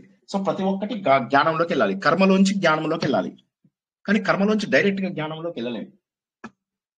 అందుకని చెప్పి ఏంటంటే 2 టూల్స్ ఇచ్చారు. వేదాలలో అసలు భక్తి ఉండదు కాబట్టి ఏం చేశారంటే 2 కొత్త మార్గాలు, రెండింటిని వెపన్స్ అంటారు, ఆయుధాలు అంటారు. ఆ ఆయుధాలనే ఒక ఆయుధంని భక్తి అంటారు, ఒక ఆయుధాన్ని మెడిటేషన్ అంటారు. క్లియరా? సో అన్నిటికంటే గొప్పది జ్ఞానము. అన్ని కూడా జ్ఞానంలోనే పరిసమాప్తి అవుతాయి. నహి జ్ఞానేన పవిత్రం సదృశం ఇహ విద్యతే అని అంటారు, అవునా? కాబట్టి జ్ఞానానికి గొప్ప లేదు. శ్రద్ధవాన్ లభతే జ్ఞానం అని కూడా అంటారు. ఎందుకోసమని? అది అంటే జ్ఞానాగ్ని దగ్ధ కర్మాణం అని కూడా అంటారు. సో కాబట్టి జ్ఞానం అన్నిటికంటే గొప్పది, there is no doubt about it. కానీ జ్ఞానానికి వెళ్ళాలంటే కర్మ చేస్తూ వెళ్తాం. అది భగవద్గీత ఎన్ని రకాలు చెప్పండి సార్. అది 18th చాప్టర్ లో లాస్ట్ లో ధృతరాష్ట్రుడు ఒకే ఒక్క శ్లోకం చెప్తాడంటాడు కదా, అది అంటే దేని గురించి చెప్తాడు? ఆ ఒక్క శ్లోకం ఏంటి చెప్పగలుగుతారా సార్? అది ఎప్పుడు మనకి అవన్నీ వద్దు ఇప్పుడు, ఎందుకంటే టైం పడుతుంది మనకి. ఇంకా మనము 20 నిమిషాలది 40 నిమిషాలు అయింది. ఇప్పుడు చెప్పిన 18 అధ్యాయాలలో ఏమన్నా డౌట్ ఉందా? ఎన్ని మెయిన్ భాగాలుగా డివైడ్ చేయొచ్చు భగవద్గీతని? తొందరగా చెప్పండి ఎవరైనా. 3 భాగాలు సార్. 3 ప్లస్ రాజయోగం కూడా కలుపుకుంటే 4. కర్మలోంచి డైరెక్ట్ గా జ్ఞానంలోకి వెళ్ళగలమా? లేదు సార్. ఎంచుకోవాలి భక్తి యోగం, భక్తి అండ్ మెడిటేషన్. ఓకే, ఇది. సో ఇప్పుడు మనం ఏం చేద్దామంటే ఇందులోపల లెసన్స్ ఎవరికి వాళ్ళు రాసుకోండి. చక్కగా రాసుకుంటే ఏమవుతుందంటే ఈజీగా ఉంటుంది. ముందు ఫస్ట్ ఒకటి చెప్పారు ఏంటంటే, ముందు అన్నిటికంటే ముఖ్యమైనటువంటిది ఏంటంటే, బాబు ఉచిత సలహాలు ఇవ్వకు. అవతల వాడు తమస్సులో ఉన్నప్పుడు ఉచిత సలహాలు ఇవ్వద్దు అని చెప్పి రాసుకోండి.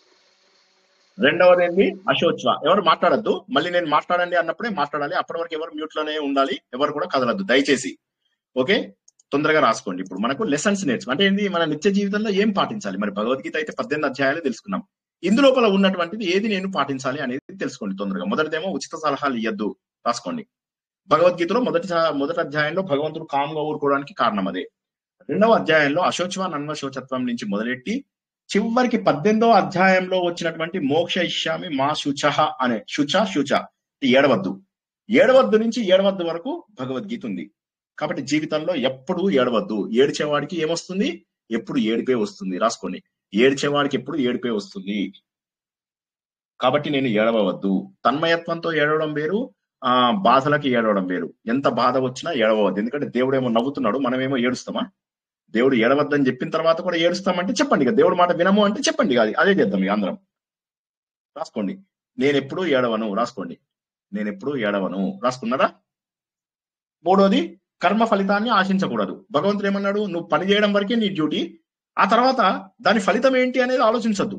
ఎందుకంటే ఫలితం ఇచ్చేది నేను. ఇప్పుడు ఉదాహరణకి ఇది ఫేట్, ఈ ఫేట్ ఎప్పటికీ మారదు. ఉదాహరణకి భగవద్గీత అంతా అయిపోయింది కదా, అర్జునుడు పిల్లలు చచ్చిపోయారు, మనవాళ్ళు చచ్చిపోయారు, అందరూ చచ్చిపోయారు. ఈ 5గురు తప్ప ఒక సాత్యకి 6గురు మిగులుతారు అంతే. అందరు గుర్రాలు, ఏనుగులు, సైనికులు కూడా చనిపోయారు. అర్జునుడు శ్రీకృష్ణుడిని పిలిచి, ఏందయ్యా ఏం చేసినావు సార్ అని చెప్పేసి ఏమన్నా తిట్టాడా? తిట్టలేదు. ఎందుకంటే అర్జునుడికి అర్థమైంది ఏంటంటే కారణం లేకుండా కార్యం జరగదు అన్న విషయాన్ని, సత్యాన్ని తెలుసుకున్న తర్వాత అర్జునుడు ఏం చేశాడంటే భగవంతుడిని తిట్టలేదు. పరిణతి వచ్చింది అర్జునుడికి. పరిణతి వచ్చి ఏమన్నాడు, భగవంతుడు ఇచ్చిన దాన్ని మనస్ఫూర్తిగా స్వీకరించగలిగాడు. కాబట్టి ఫలితం ఇంకా ఆశించలేదు. యుద్ధం చేయమన్నాడు, చేశాడు. ఏం జరిగినా సరే. పాండవులకు జరిగిన ఘోరం ఏంటంటే, అటు సైడ్ కౌరవుల వైపు పాండవుల వైపు అందరు చుట్టాలే కదా, అందరికి తద్దినాలు వీళ్ళే పెట్టారు. ఎంత పైసలు ఖర్చు అయ్యాయంటే వీళ్ళ దగ్గర రూపాయి మిగలదు. చివరికి సుఖాలు అనుభవించడానికి కూడా ఏముండదు. చివరికి ఒక 20-30 ఏళ్ల తర్వాత మళ్ళీ రాజసూయ యాగం, అవి అశ్వమేధ యాగం చేసి మళ్ళీ డబ్బు సంపాదిద్దామని ప్రయత్నం. అంతవరకు పాపం పేదరికంలో గడిపారు వాళ్ళు. సో కాబట్టి ఫలితం ఏదైనప్పటికీ కూడా ఫలితం ఆశించకూడదు, పని చేసుకుంటూ వెళ్ళిపోవాలి.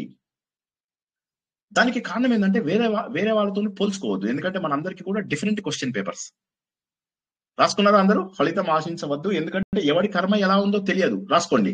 అందరికీ కూడా డిఫరెంట్ క్వశ్చన్ పేపర్స్. కాబట్టి వేరే వాడి క్వశ్చన్ పేపర్లు చూసి వాడిని అనుసరిస్తే నీకు ఆ ఫలితం రాదు. రాసుకున్నారా? కార్యం జరగదు. ఫలితం ఆశించకుండా చెయ్యాలి పని.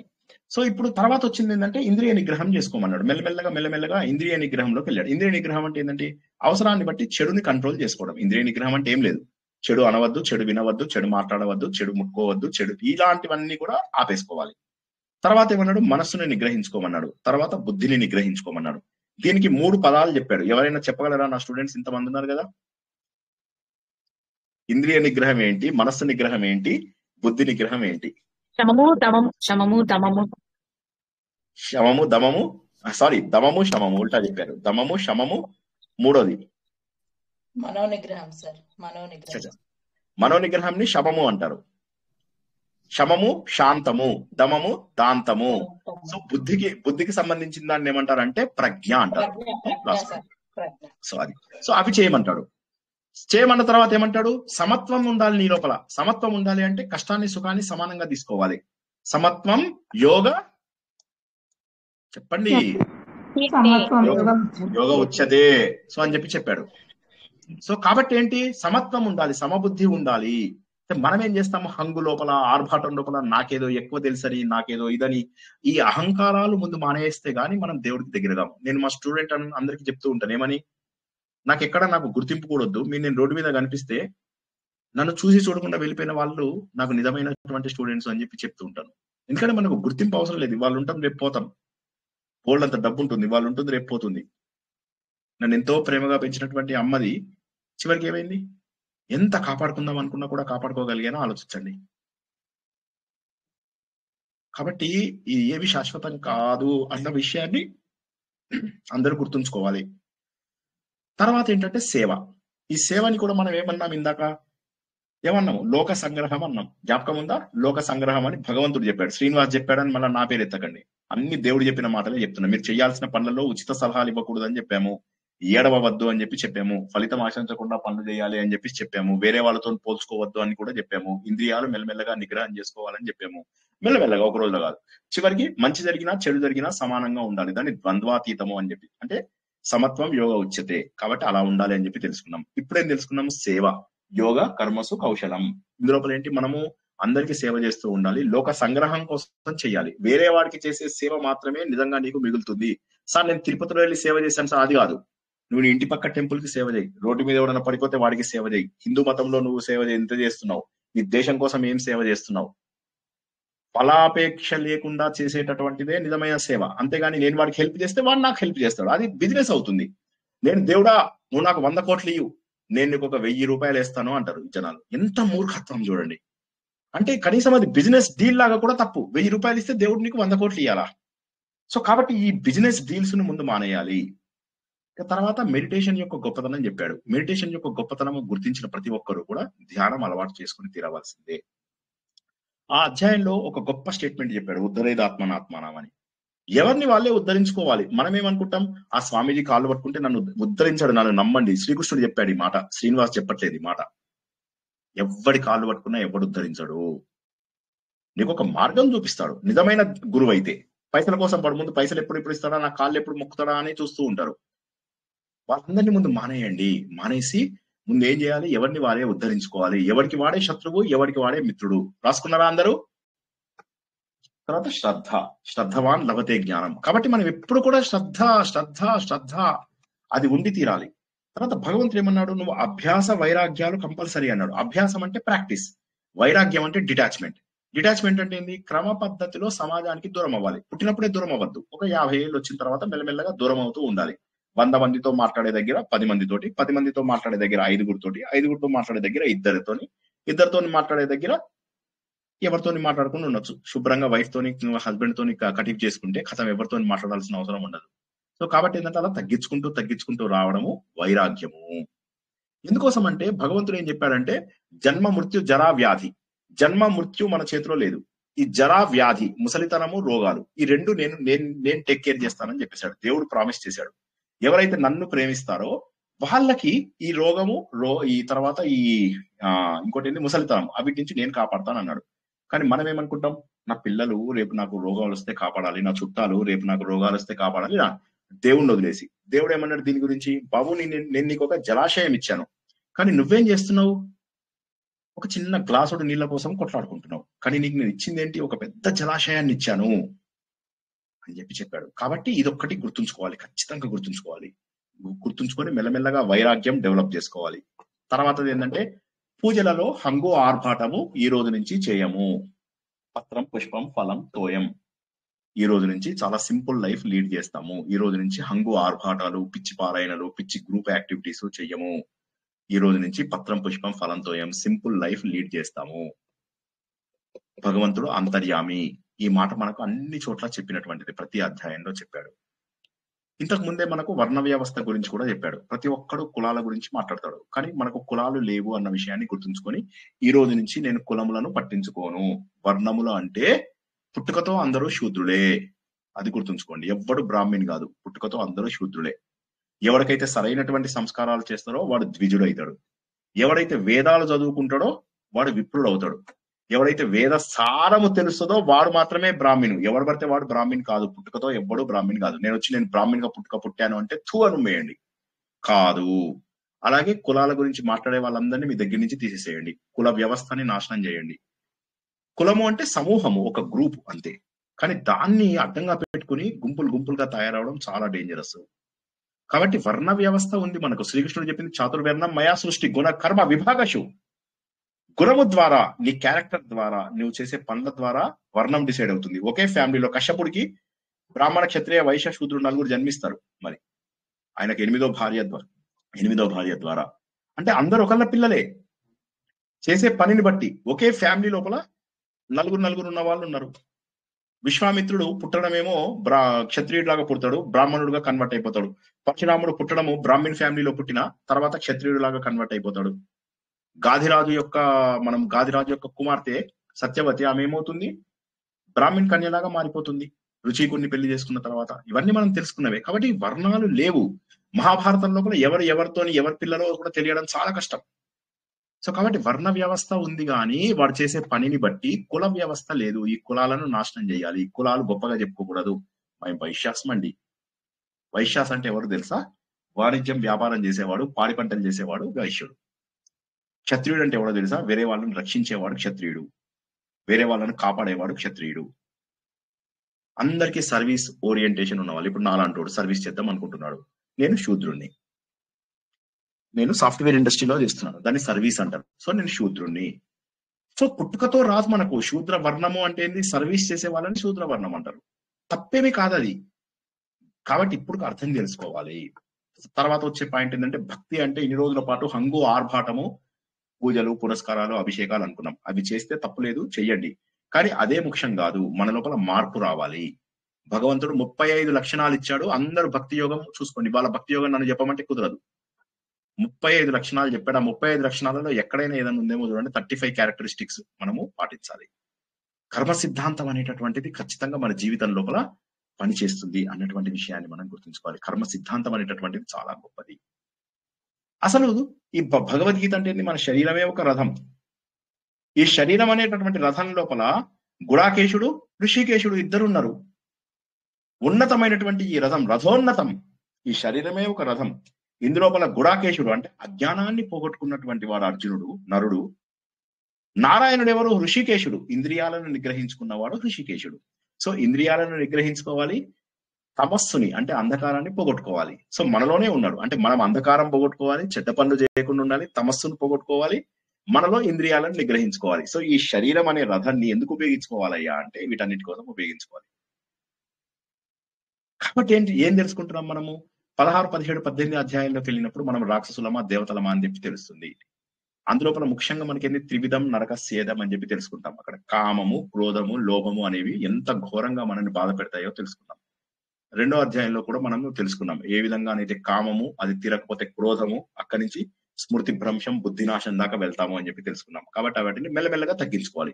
నాకు కామం రాగానే పెన్ను పేపర్ పెట్టుకొని నాకు కామం వచ్చింది. కామం అంటే అనవసరమైన కోరిక. కామం అంటే ఇంద్రియాలతో వచ్చే కామమే కాదు. అవతలవాడికి కారు ఉంది, నాకు కారు కావాలి. అవతలవాడికి బంగ్లా ఉంది, నాకు బంగ్లా ఉంది. వాడు 2 పెళ్లిళ్ళు చేసుకున్నాడు, నేను 3 చేసుకుంటా. ఇది ఎందుకంటే ముస్లిమ్స్ లో ఎక్కువ ఉంటుంది. ఒకసారి ఏమైందంటే నేను ఓల్డ్ సిటీకి వెళ్తే అక్కడ పరిచయం అయ్యారు ఎవరు ముస్లిమ్స్. పరిచయం అవ్వగానే ఒకటి ఇలా అన్నాడు. నాకేంటో అర్థం కాలే. ఎదుటివాడు ఇలా అన్నాడు. సరే నేను తర్వాత సీరియల్ నెంబర్ చెప్దామని నేను ఇట్లా అన్నా. అంటే మీ హిందువులలో కూడా 5గురిని పెళ్లి చేసుకుంటారా అన్నాడు. అప్పుడు నాకు అర్థమైంది వాళ్ళు ఇలా అన్నది భార్యల కోసం అని చెప్పి. సో మనకు కామము అంటే కోరిక, బంగ్లాలు కావాలా, కార్లు కావాలా, ఇవి కావాలని అది తగ్గించుకోవాలి. క్రోధం వచ్చినప్పుడు మనకు తెలిసిపోతుంది తమ కోపమే తన శత్రువు. కాబట్టి ఎవరి కోపాన్ని వాళ్ళు నిగ్రహించుకొని తీరవలసిందే, లేకపోతే పిచ్చెక్కిపోతుంది. మైండ్ ఆలోచనలతోని చచ్చిపోతాం, పిచ్చెక్కిపోతుంది. చివరగా గుర్తించాల్సింది ఏంటి అంటే ఇవన్నీ కూడా నాకు నరకానికి దారి తీసుకెళ్తాయి. కామము, క్రోధము, లోహము నన్ను నరకానికి దారికి తీసుకెళ్తాయి. లోహం అంటే ఏంది? అవతలోడు 50 రూపాయలు ఇచ్చాడు, నేను వాడికి ఇవ్వాలని ఉంది కానీ ఇవ్వబుద్ధి కాదు, 20 రూపాయలు ఇస్తా చేతికి, అది లోహం. ఈ కామ, క్రోధ, లోభాలు 3 doors టు ద హెల్. కాబట్టి అందులోకి వెళ్లకుండా ఉండాలి. చివరిగా ఏంటి మనం గుర్తించాల్సింది? నేను మోక్ష స్వరూపుడను, సచ్చిత్ ఆనంద స్వరూపుడను. సత్యమైన, చిత్ చైతన్యవంతమైన ఆనందం. ఎప్పుడు ఆనందంగా ఉండేవాడిని. నేను ఏడ్చానంటే దేవుడు నాకు దూరంగా వెళ్తాడు. కాబట్టి సచ్చిదానంద స్వరూపుడునై నేను మోక్ష స్వరూపుడుగా ఉండాలి. ఇదే నా చివరి జన్మ చేసుకోవాలి. భగవంతుడు ఏమంటాడు? వివిక్త దేశ సేవిత్వం అన్నాడు. అంటే ఆఖరికి మన ఫ్యామిలీని, వైఫ్ ని, పిల్లల్ని కూడా వదిలేయమని చెప్పాడు. ఇది 13వ అధ్యాయంలో. 11వ అధ్యాయంలో ఏం చెప్పాడు? సంఘ వివర్జిత అని చెప్పాడు. అంటే సమాజానికి దూరంగా ఉండాలి అన్నాడు. ఈ విధంగా ప్రతి చోట కూడా నువ్వు డిటాచ్మెంట్, మళ్ళీ అభ్యాస వైరాగ్యం అని 6వ అధ్యాయంలో ప్రతి చోట కూడా వైరాగ్యం తప్పనిసరి అని చెప్పినప్పుడు ఇలా బానే ఉంది. మనవళ్ళు, మనవరాళ్ళు, ముని మనవళ్ళు ఇలా బాగుంది సారా అని అంటే అది కుదరదు. వైరాగ్య సాధన తప్పనిసరి అన్నటువంటి విషయాన్ని అందరూ నేర్చుకుని తీరవలసిందే. నేను చెయ్యను అంటే కుదరదు. అందరూ కూడా ఈ జుట్టు తెల్లబడిందా లేదా? చిన్న పిల్లవాడి నుంచి పెద్దగా ఎదిగాను, ఇప్పుడు మళ్ళీ ఇలా డౌన్ అవుతున్నాను, రేపు చనిపోతాను. బంధాలు కనుక తెంచుకోకపోతే దేవుడే వచ్చి కోసి పారేస్తాడు బంధాలని. ఆపుకున్నాం. దేవుడు విన్నాడా? ఒక 2 నెలలైనా బతికించు అని అనుకున్నాం, విన్నాడా? దేవుడు వచ్చినప్పుడు, టైం వచ్చినప్పుడు కోసి పారేస్తాడు బంధాలని. కాబట్టి గుర్తుంచుకోండి, అది ఒక్కటే గుర్తుంచుకోండి. ఎట్టి పరిస్థితుల లోపల కూడా బంధాలు శాశ్వతం కాదు, భగవంతుడు శాశ్వతం. చాలా అద్భుతమైనటువంటి విషయాలని మనము తెలుసుకున్నాము. సో ఇప్పుడు ఎవరికైనా ఏమైనా ప్రశ్నలు ఉంటే 5 నిమిషాలు తీసుకొని మనం ముందుకెళ్దాం. దమము అంటే దమము అంటే ఇంద్రియాలను నిగ్రహించుకోవడాన్ని దమం అంటారు. ఇంద్రియాలను నిగ్రహించుకోవడమే దమము. ఇంద్రియాలు నిగ్రహించుకోవడం అంటే ఏంటి? నోరు తినాలనిపించింది అనుకోండి, వెళ్ళి తినద్దు, ఆపుకోవాలి. అంటే ఓవర్ ఏది కూడా యుక్తాహార విహారస్య అని చెప్పేసి అన్నారు కదా. ఆహారంలోను, తిరగడంలోను, వీటన్నిటిలో కొద్దిగా రీజనబుల్ గా ఉండాలి. ఇంద్రియాలతో రీజనబుల్ గా ఉండాలి. లేకపోతే ఏమవుతుంటే దొరికిందల్లా చూస్తాం, దొరికిందల్లా తింటాం, దొరికిందల్లా తాగుతాము అంటే అది కాదు. సో వాటిని తగ్గించుకోవడాన్ని దమము అంటారు. దమం అంటే ఏంది? ఇంద్రియములను నిగ్రహించుకోవడము. ఇంద్రియాలు అంటే ఏంటి? కాళ్ళు, చేతులు, నోరు, చర్మము, కళ్ళు, ముక్కు, చెవులు, ఇవన్నీ అన్నమాట. చెడు అనవద్దు, చెడు వినవద్దు. అంటే ఎవరి గురించైనా నేరాలు చెప్పాల్సి వస్తే నేరాలు చెప్పకూడదు, అక్కడి నుంచి వెళ్ళిపోవాలి. ఎవరి గురించైనా చెడు మాట్లాడాల్సి వస్తే అక్కడి నుంచి వెళ్ళిపోవాలి. ఎవరైనా వేరే వాళ్ళ గురించి చెడు మాట్లాడుతున్నారు అంటే నాకు ఒక్క నిమిషం పని ఉంది అని అక్కడి నుంచి వెళ్ళిపోవాలి. లేకపోతే ఏమవుతుంది? నేరాలు చెప్పుకోవడం బాగా మంచిగా అనిపిస్తుంది. ఇవాళ నేను ఒకరితో మాట్లాడుతుంటే వాళ్ళు అన్నారు, సార్ మీరు ఇలా మాట్లాడతారు కానీ మగవాళ్ళలో, ఆడవాళ్ళలో అలా ఉండదు సార్, మాకు కూర్చొని ఎవరి మీద ఒకరి మీద చెప్పుకుంటే గానీ నచ్చదు సార్ అని అంటున్నారు. నేనేమన్నట్టు ఇప్పుడు సరే వాటి నుంచి దూరంగా ఉండడానికి ప్రయత్నం చేయండి. ప్రయత్నం చేస్తే ఏమవుతుంది? నేరాలు మంచిగా అనిపిస్తాయి. నేను కూడా మా అమ్మగారి దగ్గరికి వెళ్ళినప్పుడు మంచిగా నేరాలు చెప్తుండేది మా అమ్మ. వీళ్ళు ఇలా చేశారు, వాళ్ళు అలా చేశారని చక్కగా సరదాగా చెప్తుండేది. ఆడవాళ్ళకి సరదా, మగవాళ్ళలో కూడా ఉంది, ఏం లేదని కాదు. దానివల్ల ఏమవుతుంది? మనము వాటి లోపల మనము బందీలుగా మారిపోతాం. అది క్రమ పద్ధతి లోపల తగ్గించుకోవాలి. చెప్పండి. కర్మలో నుంచి ధ్యానంలోకి వెళ్ళాలంటే 2 కావాలన్నారు, ఏవేంటి? భక్తి, మెడిటేషను. రాజయోగము, భక్తి యోగము. మళ్ళొకసారి వినండి, వీడియో మళ్ళొకసారి వినండి. ఓకే, ఇంకెవరికైనా ప్రశ్నలు ఉన్నాయా? ఇవాళ మనం అన్ని నేర్చుకున్నాము. ఫలితం ఆశించకూడదని చెప్పేసి తెలుసుకున్నాము, అజ్ఞానపూరితమైనటువంటి పనులు చేయకూడదని తెలుసుకున్నాము, ఏడవకూడదని తెలుసుకున్నాము, వైరాగ్యం ఈ రోజు నుంచి సాధించాలి అని చెప్పి తెలుసుకున్నాము. అన్ని తెలుసుకున్నామా? చాలా సులువుగా ఇవి మనం ఆచరించగలుగుతాం. జీవితంలో ఏమి కష్టం కాదు, ఇవన్నీ మనం చాలా సులువుగా ఆచరించగలుగుతాం. ఏదో పెద్ద కష్టమైనటువంటి పని ఏం కాదు ఇది. నిజం చెప్పాలంటే సంతోషంగా ఉండాలి అంటే గుర్తుంచుకోండి ఒక్కటే, అన్ని దేవుడికి వదిలేస్తే సంతోషమే. తెనాలి సినిమా చూశారు కదా అందరు, కమల్ హాసన్ ని. ఆ సినిమా లోపల వాడు డాక్టర్ ఏం చేసినా కూడా కమల్ హాసన్ పాజిటివ్ గా తీసుకుంటాడు. డాక్టర్ నాలో భయం పోగొట్టడానికి ఇలా చేశాడు. అదే విధంగా మనం కూడా ఏమనుకోవాలి, ఎటువంటి పరిస్థితి వచ్చినా దేవుడు కావాలనే నాకు ఈ పరిస్థితి ఇచ్చాడు, which is right, which is ultimately right. ఎవరో మాట్లాడుతున్నారు, ప్లీజ్ మ్యూట్ లో పెట్టుకోండి. ఎవరో మాట్లాడుతున్నారండి పిల్లలు, మ్యూట్ లో పెట్టుకోండి. సుజాత గారండి. సార్ అయితే ఏమైతుంది, మనకు ఏది ఇచ్చినా కూడా దేవుడు ఒక ఆలోచన ప్రకారం, ఒక పద్ధతి ప్రకారమే ఇస్తున్నాడు. కాబట్టి ఏం చేయాలి, మనము ఎట్టి పరిస్థితుల లోపల కూడా ఇది భగవంతుడి ప్లాన్ అని చెప్పేసి వదిలేయాలి. కష్టపడేది కష్టపడాలి, ఏ ఫలితం వచ్చినా ఇది దేవుడు ఇచ్చాడని అనుకోవాలి. నేను దీనికి ఎగ్జాంపుల్ చెప్తూ ఉంటాను. ఇప్పుడు ఒక టెంపుల్కి వెళ్తాము, టెంపుల్కి వెళ్ళిన తర్వాత ఏమవుతుంది, వాడు నాకు ఇష్టమైంది ఏంటి, నాకు పులిహార. వాడు పోయి తీయటి పొంగల్ ఇచ్చాడు. తీయటి పొంగల్ ఇవ్వగానే మీరందరూ ఏం చేస్తారు, తీసి వాడి ముఖానే కొడతారు. కరెక్టేనా?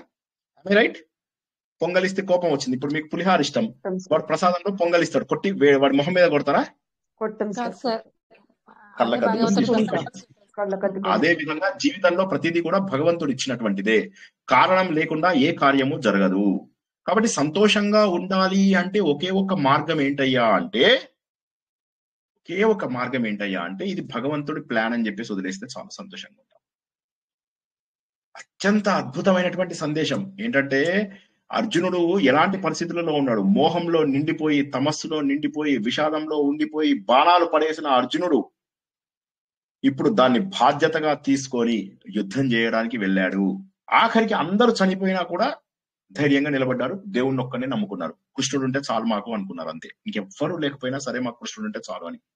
ఏ సమయంలో అయితే కృష్ణుడు అవతారం చాలించాడో వీళ్ళందరూ కూడా స్వర్గారోహణం చేశారు, వీళ్ళు కూడా అవతారం చాలించేసేశారు. ఎంతసేపు కూడా మన లోపల ఏంటంటే అజ్ఞానం మూటగట్టుకుపోయింది. అజ్ఞానం ఏంటంటే ఏది చేయాలా, అది చేయాలా, ఇట్ట చేయాలా, అట్లా చేయాలా, అది చేయాలా. మానేయండి, అంటే మానేసి భగవంతుడి మార్గం లోపల వెళ్ళాలి అని గుర్తుంచుకోండి. కర్మ చేయండి, ఫలితం ఆశించద్దు. భక్తి, అనన్య భక్తి, అన్ని చోట్ల దేవుని చూసే పద్ధతి. ఇంటి దగ్గర టెంపుల్లో దేవుడు లేడా, ఎక్కడో వెళ్ళి నానా కష్టాలు పడ్డవెందుకు? ఓకే, రిలీఫ్ గా ఉంటుందని వెళ్తే సరే, కానీ అక్కడే వెళ్ళి 10 మందిని తన్ని నాకు పుణ్యం వచ్చింది అంటే కాదు. 100 రూపాయల పుణ్యం వస్తే 1000 రూపాయల పాపం వస్తుంది. వేరే వాడిని తన్నినా, వేరే వాడికి దర్శనం లేకుండా చేసినా, వేరే వాడికి చెయ్యిలు అడ్డం పెట్టినా, ఇవన్నీ పాపాలు వస్తాయి, ఘోరమైన పాపాలు వస్తాయి. ఇంత పుణ్యం వస్తే ఇంత పాపం వస్తుంది. సేవ చేయడం, ఇంటి దగ్గర అన్ని సేవలు చేయొచ్చు, ఇవన్నీ దేవుడు చెప్పిన మాటలు కదా, ఒక్కటి కూడా నా మాట లేదు. మరి లోక సంగ్రహం అని దేవుడే కదా అన్నది. కాబట్టి ఈ విధంగా సంతోషంగా ఉండాలి అంటే ఒకే ఒక మార్గం ఏంటంటే ప్రతి ఒక్కటి కూడా దేవుడికి అర్పించండి.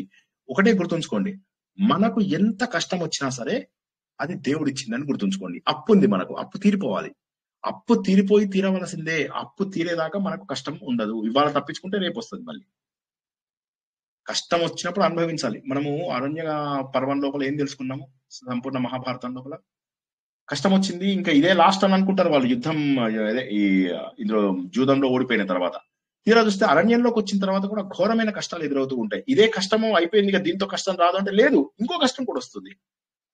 కష్టాలు వచ్చి తీరుతాయి జీవితంలో, కష్టాలు వచ్చి తీరుతూ ఉంటాయి. కష్టాలు సుఖాలు మనం పుట్టుకతోటే డిసైడ్ అయిపోయినాయి. మనము జ్యోతిష్యం నేర్చుకున్నప్పుడు ఏం చెప్పాను నేను, ఇటు గురువు గ్రూపు, ఇటు శని గ్రూపు ఉంది. పుట్టడమే నువ్వైతే ఈ గ్రూప్ లో జాయిన్ అవుతావు లేదా ఈ గ్రూప్ లో జాయిన్ అవుతావు. కాబట్టి వీళ్ళ గ్రూప్ లో జాయిన్ అయితే వీరు బాధ పెడతారు, వీరి గ్రూప్ లో జాయిన్ అయితే వీరు బాధ పెడతారు. కాబట్టి జీవితంలో ఎట్టి పరిస్థితుల లోపల కూడా అందరికీ ఇది సహజమే. ఎవరు ఏ జాతకంలో పుట్టిన వాడైనా సరే ఈ రెండు ఉండి తీరుతాయి. కష్టాలు లేనటువంటి మనిషి ఉండడు. ఆ కష్టాలను దాటుకుని మనము ముందుకి ధైర్యంగా వెళ్తూ, జలాశయం ఇచ్చాడు భగవంతుడు, నీళ్ల కోసం కక్కుర్తి పడకూడదు. హడావిడి హంగు, టైం అయిపోయింది, ఇక పండుకోవాలి. అబ్బో ఏం చచ్చిపోతున్నాం పండుకోవడం కోసం. తినాలా, ఇక టైం అయింది, ఇక మంచిగా తినాలా, ఏకాదశి అయిపోయింది, తినేయాలి. ఈ హంగు ఆర్భాటాల లోపల, ఈ హడావిడి లోపల ఎక్కువ టైంని మనం స్పెండ్ చేస్తున్నామని ఆలోచించండి. భగవంతుడికి కావాల్సింది మన పవిత్ర హృదయం.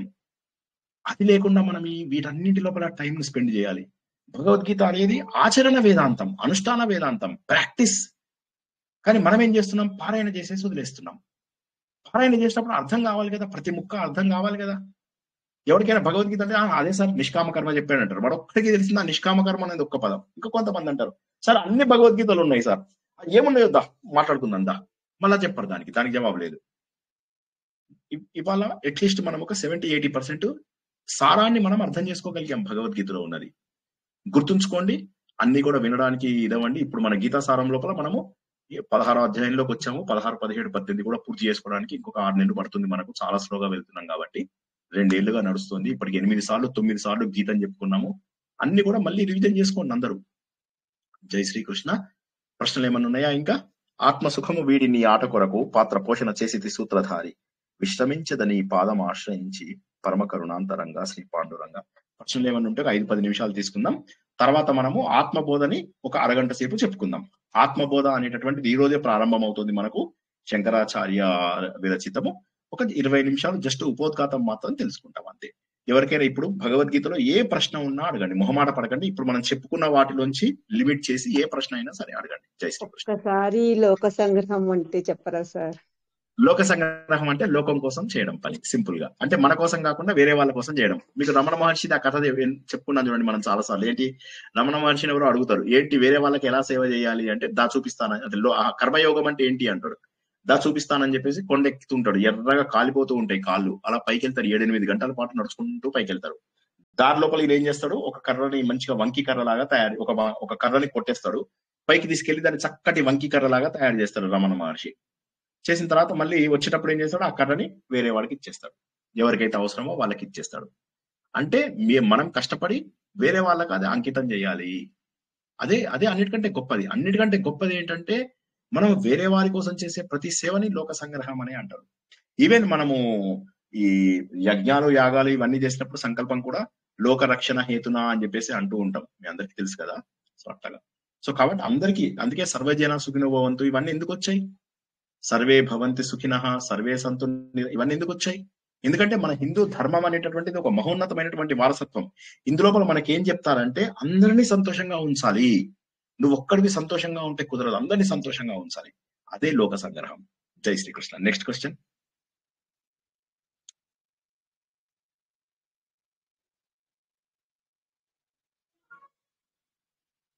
1-2 minutes లో మనం భగవద్గీత ముగించుకొని ఆత్మబోధలోకి వెళ్తాము. ఇంకెవరికైనా ఏ ప్రశ్న ఉన్నా అడగండి.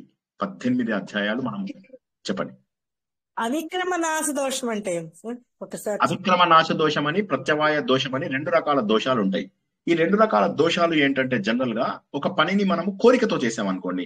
జనరల్ గా ఏంటంటే పనిని కోరికతో చేయకూడదు. కానీ మనం కోరికతో చేసినప్పుడు ఏమైతుందంటే దేవుడు 2 దయ్యాలను ఇక్కడ కూర్చోబెడతాడు. కూర్చోబెట్టి చేసినటువంటి పని సక్రమంగా జరగకుండా అవుతుంది. రెండోది ఏంటంటే ఉల్టా కూడా అవుతుంది. అందుకే మీరు చూస్తారు కొంతమంది ఆ పని సరిగ్గా జరగకపోతే వాళ్ళ ఇంట్లో ఒక సావు రావడమో, ఒక ఇంట్లోపల ఎవరైనా రోగగ్రస్తులు అవడమో జరుగుతూ ఉంటుంది. ఎందుకోసం అంటే మీ ఇంట్లోపల చేసే వాళ్ళు సరిగా చేయకపోతే. కోరిక ఉన్నప్పుడు మాత్రమే. కోరిక లేకపోతే ఏం కాదు.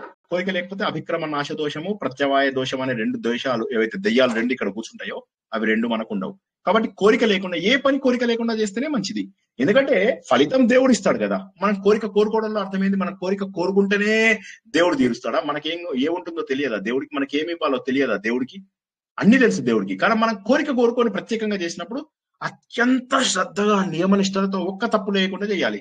ఎవరు చేస్తారు? ఇటు పెళ్లి జరుగుతూ ఉంటుంది, అటు బ్రాహ్మడు తన పనిలో తను ఉంటాడు, సెల్ ఫోన్లు చూసుకుంటూ ఉంటాడు. ఇటు పెళ్లి కొడుకు ఫ్రెండ్స్ తోని మాట్లాడతాడు, పెళ్లి కూతురు ఫ్రెండ్స్ తోని, పెళ్లి కొడుకు తండ్రి ఏమో అందరి దగ్గర గొప్పలు చెప్పుకుంటుంటాడు, పెళ్లి కూతురు తండ్రి గొప్పలు చెప్పుకుంటుంటాడు, పెళ్లి కూతురు తల్లి పెళ్లి కూతురు అత్తగారు ఇక వాళ్ళు ఎప్పుడెప్పుడు సిగబట్లు పట్టుకుందామా అని వాళ్ళు రెడీగా ఉంటారు. ఎవరికి శ్రద్ధ ఉంది? శ్రద్ధ లేకుండా చేసే కర్మలు ఎందుకు? శ్రద్ధ లేకుండా చేసే కర్మలు ఎవరి కోసము? అవి ఎటువంటి ఫలితాలను ఇవ్వవు కదా, రివర్స్ కూడా అవుతాయి. ఆ రివర్స్ అయితే దాన్ని ప్రత్యవాయ దోషము అంటారు. పని సరిగా అవ్వకపోవడాన్ని అభిక్రమ నాశ దోషము అంటారు. జై శ్రీకృష్ణ. కాబట్టి కోరిక లేకుండా చేస్తే ఈ 2 దోషాలు రావు అని చెప్పి భగవంతుడు అంటాడు. నువ్వు కోరిక కోరుకోకు, కోరిక కోరకుండా పని చేయి, నీకు వచ్చే ఫలితం వస్తుంది. పని చేస్తే ఫలితం రాకపోవడం ఉండదు. ఆ ఫలితం ఇవ్వాలి కాకపోతే రేపు వస్తుంది. మంచి పనికి మంచి, చెడు పనికి చెడు, మిశ్రమ పనికి మిశ్రమం, తటస్థ పనికి తటస్థ ఫలితం వచ్చి తీరుతుంది. కానీ అది ఇవాళ వస్తుందా రేపు వస్తుందా? రేపు వచ్చింది అనుకో వడ్డీతో సహా వస్తుంది. దేవుడు ఇంట్రెస్ట్ కూడా ఇస్తాడు. ఈ జన్మ లోపల మీరు ఇంత మంచి పని చేసుకుంటే వచ్చే జన్మలో ఇంత పుణ్యం వస్తుంది. ఈ జన్మలో ఇంత పాపం చేయమన్నా చెప్పదెబ్బ కొడితే 3 జన్మల తర్వాత వాడు కత్తితో పొడుస్తాడు మనని. కర్మ సిద్ధాంతమే మెయిన్ హిందూ ధర్మం లోపల. Jai Shrikrishna. Next question. Hare Krishna sir. Hare Hare Krishna madam, Krishna. చెప్పమ్మా.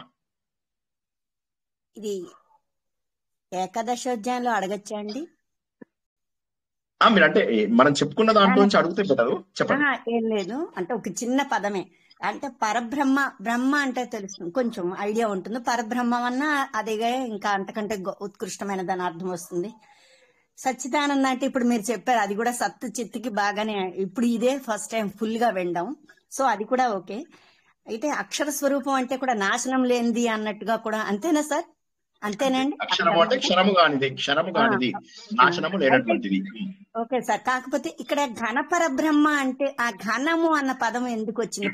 ఘనము అనేటటువంటిది స్థిరము అనేటటువంటి దానికి ఒక మాట అన్నమాట. స్థిరము.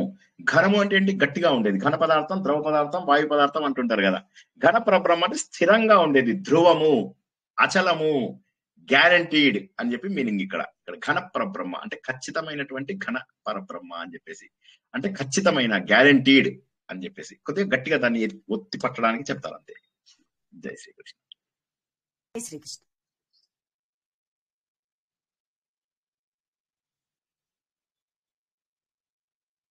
వండర్ఫుల్.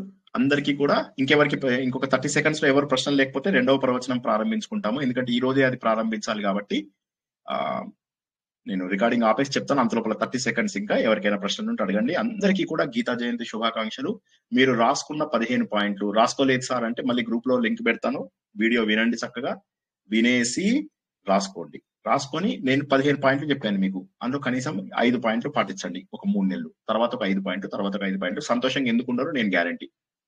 మళ్ళీ నన్ను వచ్చి అడగండి 6 నెలల తర్వాత 7 నెలల తర్వాత వచ్చి సార్ సంతోషంగా ఉన్నామని చెప్పాలి.